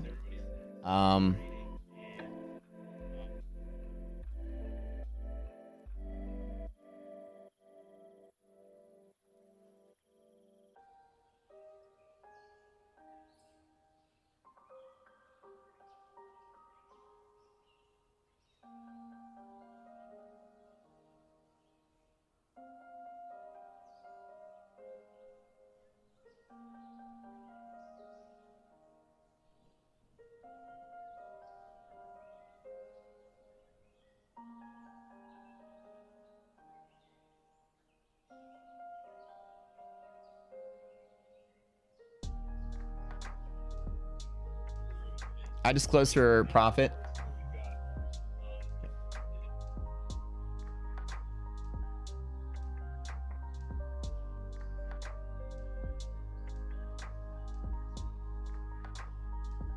There you go. I closed all here. I could wait all day for that tap, but I'm gonna call it a day. $2,000 or $1,800. Not a big deal. Good deal trading up.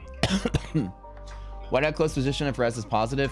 Because I have a style that I trade. Obviously, I don't commit all day to trading because I am CEO of this company called Rocket Scooter, and I spend 90% of my day building this beautiful trading platform that you guys get to do. So as much as I'd love to sit here and fight this market all day, I would hold a runner, let it go. I don't like to trade when I can't watch it.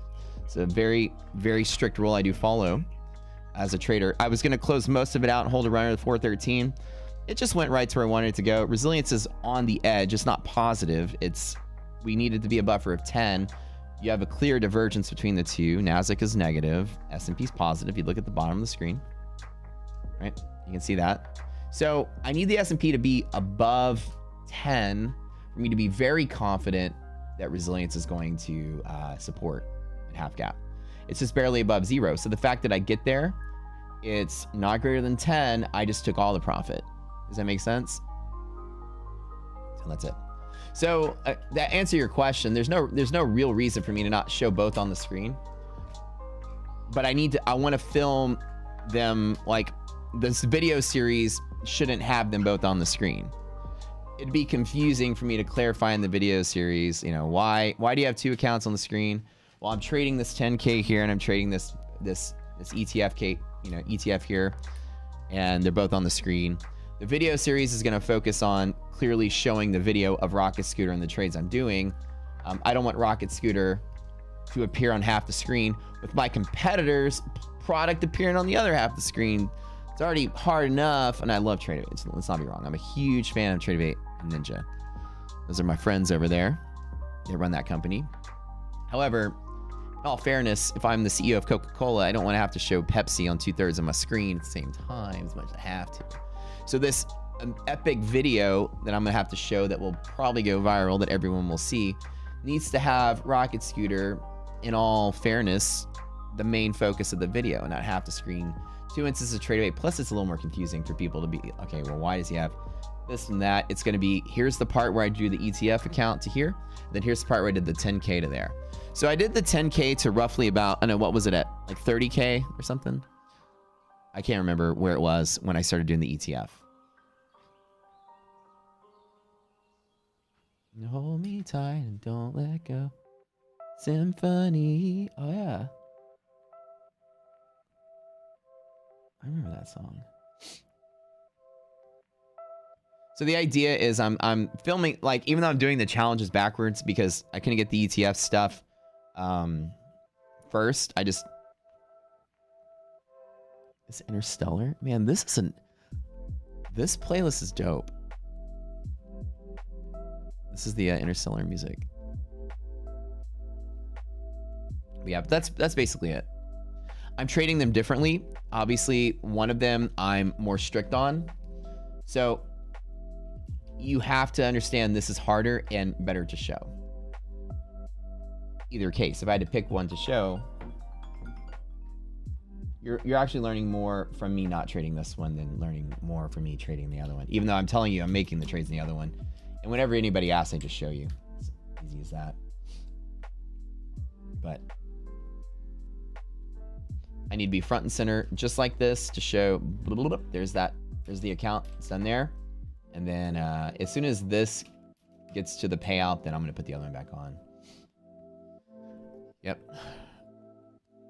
I am more active in the other 10K account. Yeah. You're here to learn risk management though. Right? You're not here to learn. If I show this account, you're going to learn more. As I'm detailing what I'm doing in the other account, I say, I'm going to take a long at hedge pressure. I'm taking long at hedge pressure just like I said I would. And if you're like, let me see it, I'll show it to you. Or what's your position size, I'll tell you. But that account, while me building it to 30K or whatever it was where I stopped doing it, that focus was there. Then this was, okay, let me do the harder challenge to 10K focus, and then we're going to get back to the other one in the middle. But I post the stats every day, and anytime I do make a trade there, I tell you all about it, and I'll show you if you ask. So pretty simple. I just don't want to have two instances, and you can't, if you could bundle them together, that'd actually be pretty nice if I can flip between the two here, but unfortunately you can't do that. I even wrote into both places to ask them if there's a way to do that, and they said you can't do it. Sucks. I use TradeAvate for futures currently. Yeah. So all those reasons, right? There's a bunch of reasons why I can't. But I mean, it's funny, right? You'd think I'd show the winning account and have all you folks, have everybody out there. See, here's the thing. Here's Zach Morris grew a massive followings. He showed making massive gains in millions of dollars, right? Imagine you watching me all day long, every day, making the same amount. I'm up almost 560%, 550% right now in the year. How many people would join just on that alone? Most transparent, biggest wins, better than all your gurus, killing it. And people just flood into Rocket Scooter. Probably start trying to copy my trades, everything. Imagine how much faster we grow if I show that. I'm not even showing the more winning account. I'm showing the losing one that has the harder struggle because you're gonna learn more that way. no reason not to show the other account. Matter of fact, if I just rub that other account in the face of everyone on Twitter, Rockster would probably have 6,000 active user accounts by now instead of 4. But you're here to learn. Isn't that right?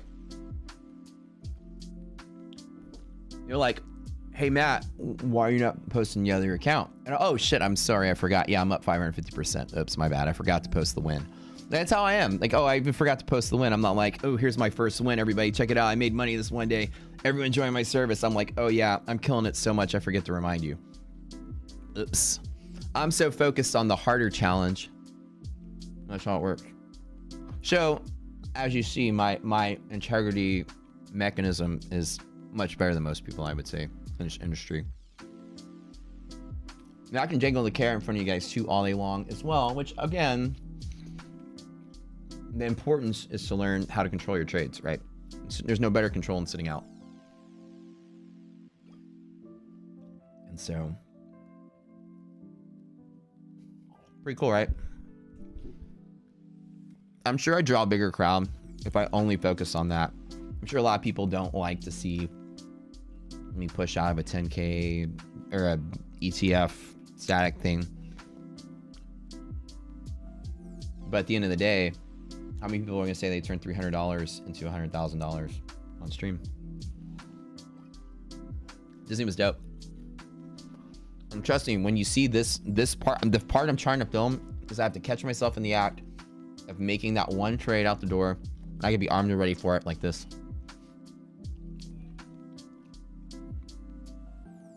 I mean, right. I mean, if I was sitting there dangling all the profit I made all day, every day. I mean, I show the broker statement. I'll show you anytime you guys ask, I'll show it. I actually show it every day, even if you don't ask.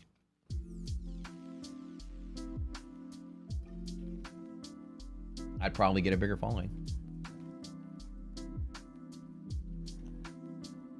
Even so it's like counterintuitive. Like, I really want to do Rock Shooter full screen. I want to show me acing this challenge. I'm going to show the other account from that point forward. I have both goals. Make a video series, how I did this to that. Boom. It'll go viral. 100%. It'll be one of the best video series in trading that we've ever made.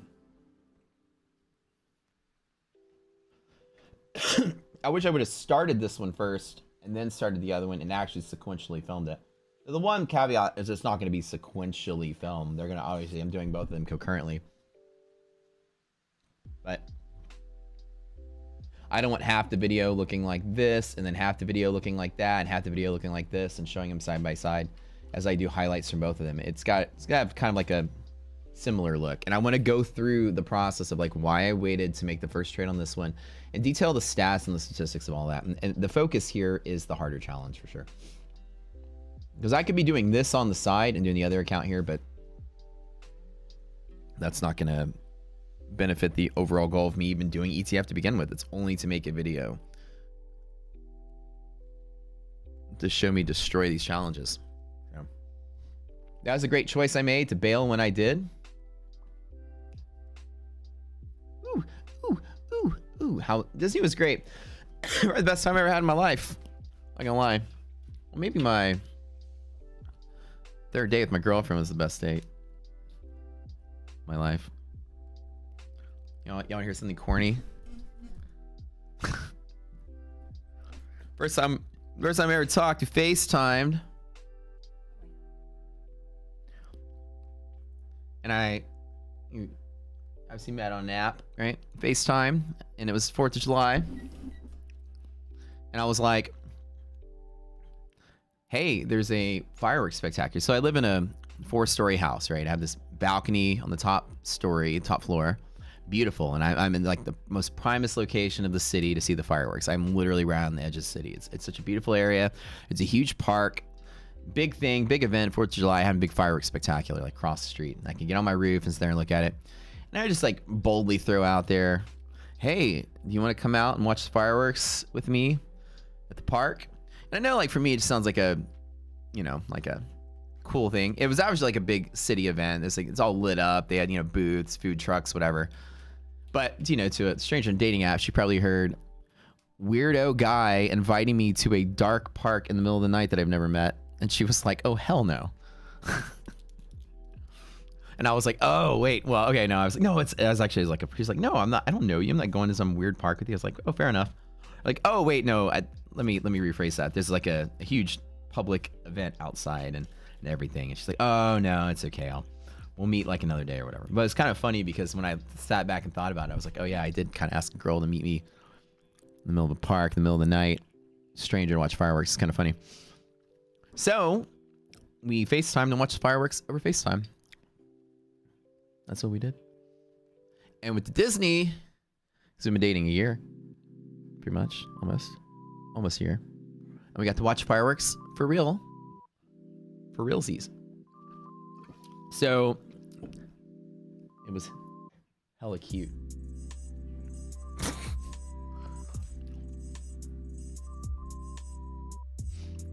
That's pretty fun. I'll tell more about it tomorrow on the stream. We spent 2 days at each park. Or 2 parks each day. So first time I went to Disney World, I hit all 4 parks in a single day, which was insane. But it was during COVID. Nobody was there. Most of the stuff was closed. Things were open. They didn't have the lightning lanes. Which is what they do, where you can pay to skip the line. Clearly, if you ever go to Disney World, you pay, or Universal, you pay to skip that line. There's no reason not to do it. It's so cheap. I think at Disney it was an additional $20 a day a person. And the bigger rides, you had to pay $20 to skip the line for that ride. Totally worth it. So basically, you buy your expensive tickets, pay another $20 to skip all the lines, then pay another $20 to skip the line for the main ride at each park. So like the Star Wars ride, the Avatar ride, the Tron ride, and the Guardians of the Galaxy ride, which we did not get to do, which is the whole reason I went to begin with. But they sold out, and we didn't book it in time. And then we were going to go try to... Actually, we even talked about getting passes for Wednesday that we didn't do anything just to ride the Guardians ride. Apparently, people say the Guardians of the Galaxy ride at Disney Epcot is the best amusement park ride on the planet from the reviews I've read. It's such a cool looking ride. They say it's like the most well done, futuristic, modern amusement park ride, period. They say it's that good. It's a roller coaster, audio, visual, they're on ice. It's pretty cool. I liked it. But we'll have to go back again just to ride that ride. But I'm gonna tell you, the Avatar ride, ooh, the Flight of Passage, that's the best ride I've ever been on my entire life of any place I've ever been. And that thing was crazy scary as fuck. I had a good time on that ride. You're basically flying around in one of those Avatar birds, and it was pretty cool. Like you're in this giant like auditorium thing on this little, you know, it's like you're on this bird thing, and it was like pulsing on the sides. So it actually felt like the thing you were sitting on was breathing. It was kind of cool. And you're just flying around through Avatar world, through Pandora. It's pretty cool. Disney, pretty crowded. That's good. We saw the fireworks, and then we went to Universal on the last day. Or the last day, but on Thursday. Hit up both parks. Universal was cool. I liked Harry Potter. It's my favorite thing. Loved it. What was your favorite thing at Universal? Harry Potter? Yeah, Harry Potter was so cool. The cold bottle wand was out there waving it in front of all the window shops. Showing kids on how to do the magic. Yeah, this little kid walked up and was like comparing his wand to ours, and his mom was just like laughing, and he's like, "Oh, that's you got Dumbledore's wand. Oh, that's cool. Check it out." And just like, I'm like, man, that would be me if I was 10, just like overexcited and walking up, talking to strangers in a theme park about my Harry Potter wand. Oh, it was so much fun. I like the Star Wars and the Harry Potter worlds. Both of those places were cool. Star Wars is at Disney, but they just put so much effort into the decorations there. It's nice. And at the end of the day, it's like Universal has its own quote unquote fireworks show like Disney, but it's on the Hogwarts castle. It's this huge giant castle that's built. The Hogwarts, not that castle, it's the school. And the just giant like castle looking building, right? And they do this like laser light show on the side of it. It's pretty dope. This one. You need a pod racing roller coaster at Star Wars World. That would be kind of cool if they did. They did like a pod racing thing. The Star Wars rides weren't like fast thrill rides. They were like, because that's what I'm saying. Star Wars doesn't have a roller coastery kind of ride. The three major rides at Star Wars are like experience rides. Like, I mean, the experience is actually like over the top. Like Rise of the Resistance, it's like a little kid's ride. It wasn't really like a roller coaster, but it literally, you feel like you're in outer space. Like the amount of artistry they put into that ride, it's unmatched. Like you feel like you're on this magnificent giant movie set. It's crazy. It's like you like go through like you're in the, I think the Imperial cruiser, you're in like one of the giant ships, and there's 100 stormtroopers literally standing there right in front of you, staring at you as you're being led, you know, like you're caught as a prisoner. Like the experience is like, it's almost like 90% of the ride was waiting in line, and waiting in line was the best part. That's the new wave of rides. You know what's kind of crazy is that like when you go to after you go to Disney, you go to Universal, you really realize the difference between 8K projectors and 1080p projectors. All the Universal rides, I'm going to tell you, are just boring. I like them all, but once you rode one of them, you rode all of them. Fast and the Furious, Spider-Man, Transformers, they are all the same exact ride. You're in some kind of car that moves you to a screen. You got 3D glasses on. Something jumps at you, moves you to another screen, spins you in a circle, moves to another screen. It's cool. However, the technology is just 15, 20 years old. The screen, it looks like cartoons. It just doesn't look real. And so they need to revamp it with like high def stuff. Yeah.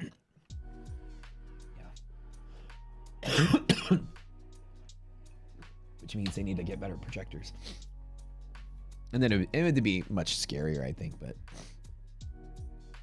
yeah, Disney, you don't see any infrastructure at all. Zero infrastructure. It's like they have hidden pathways for like Snow White to like sneak into a shop and sneak into the back part of the park so she can go eat her lunch. Disney's so cool about it. There are people that come out and just like wipe the trash cans down.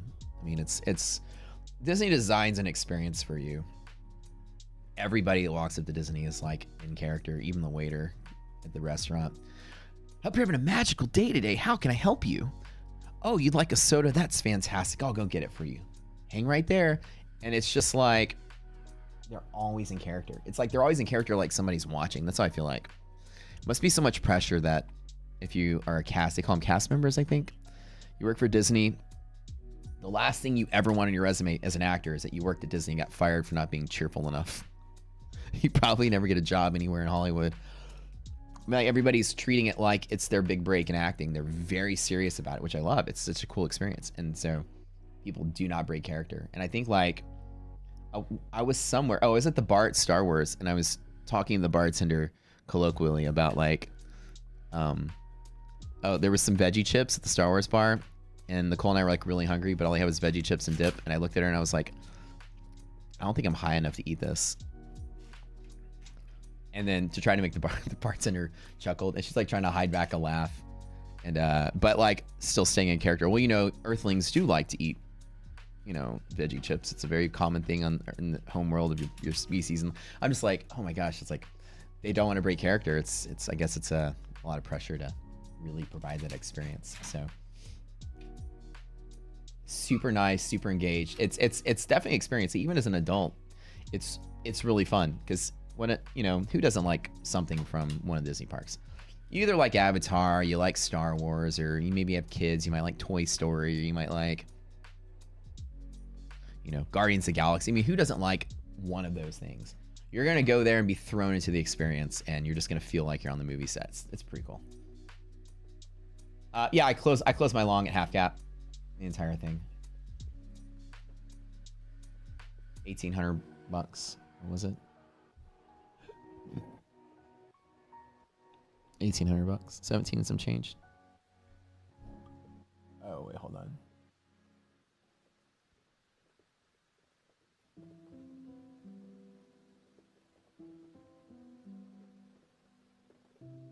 $17.58. That's it. Yeah, close out. I'll regale y'all with the awesome tale of the entire Disney and Universal experience tomorrow. Kron, you know how it works. We got the half gap and resilience was barely above 0, so I bailed. Easy peasy. Andrew trades, new wave of rides. Yeah, the Rise of Resistance was probably my second favorite ride, even though it wasn't really like that crazy of a ride. You're in like this car that's driven by a droid and it's just like you're basically being like, I don't want to spoil it for everybody, but you're getting in on a ship. Like each time they move you from place to place to place, you're basically just still waiting in line for the quote unquote ride. But the waiting in line experience is great. You're a rebel. You get in on this ship, you're flying. You basically get kidnapped by the First Order and then drawn in and then you're taken in as a prisoner. And the rebels are coming to break you out. And the whole ride is like literally an episode of a Star Wars show, it feels like. It's pretty cool, very well done. And I really enjoyed it, even though like there wasn't really much of a ride per se, even though there was a ride. It was slow paced and moved you around, but it moved you from like place to place instead of this like destroyer ship. And it was it's pretty dope. At no point did it feel like it was like cartoony. It didn't feel like you were like, okay, this is hokey. It was like, oh, this is exciting. I like really feel like I'm in the movie. Holy shit. And the excitement was like the part of it being like in a movie. So it wasn't just like fast moving or fast drops or anything like that. It really gets you going. It's like, you're just like smiling from ear to ear and it's exciting. You're like, what's going to happen next? Oh my God. It was pretty fun. So Nicole said they really made waiting in line the most important part of the rides at Disney. Which they always have done that. You know, if you go to ride like, what's it, World Tour Magic Mountain? Is that what it's called? Magic Mountain. I always get them confused. Magic Mountain, that's the Six Flags, but my God.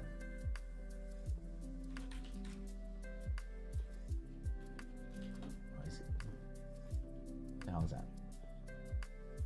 Space Mountain, that's right. Magic Mountain is the theme park in California. Space Mountain. Like the whole experience of that, it's really fast roller coaster actually, but like the idea of you're waiting in line is just like you're in like a space station, you're walking around, like waiting in line was the whole process. It was really fun. Now Universal's starting to really build into that. Like the Harry Potter experience is like the newer experience there. And they also kind of made like waiting in line, you know, somewhat of an experience, but it's not the same. They don't have Universal has as many cool franchises to play with. The Fast and Furious is cool. You like walk through this automotive garage and you get to see all these classic cars and stuff. It's pretty cool. Spider-Man, you're walking through like the newsroom.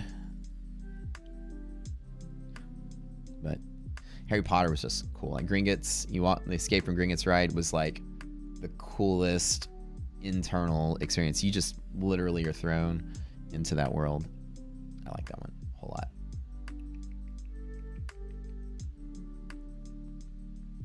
Yeah, no, it's epic. We actually had a lot of fun because we switched hotels. We found this cool little boutique-y wellness hotel.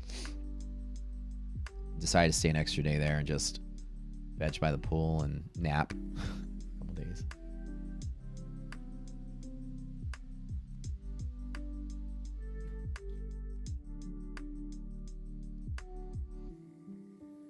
Call it a day, guys. All right, everybody head over to the Discord. We're gonna get out of here. It's been fun. It's been fun training with you guys. Another winning day. I'm gonna pause it here.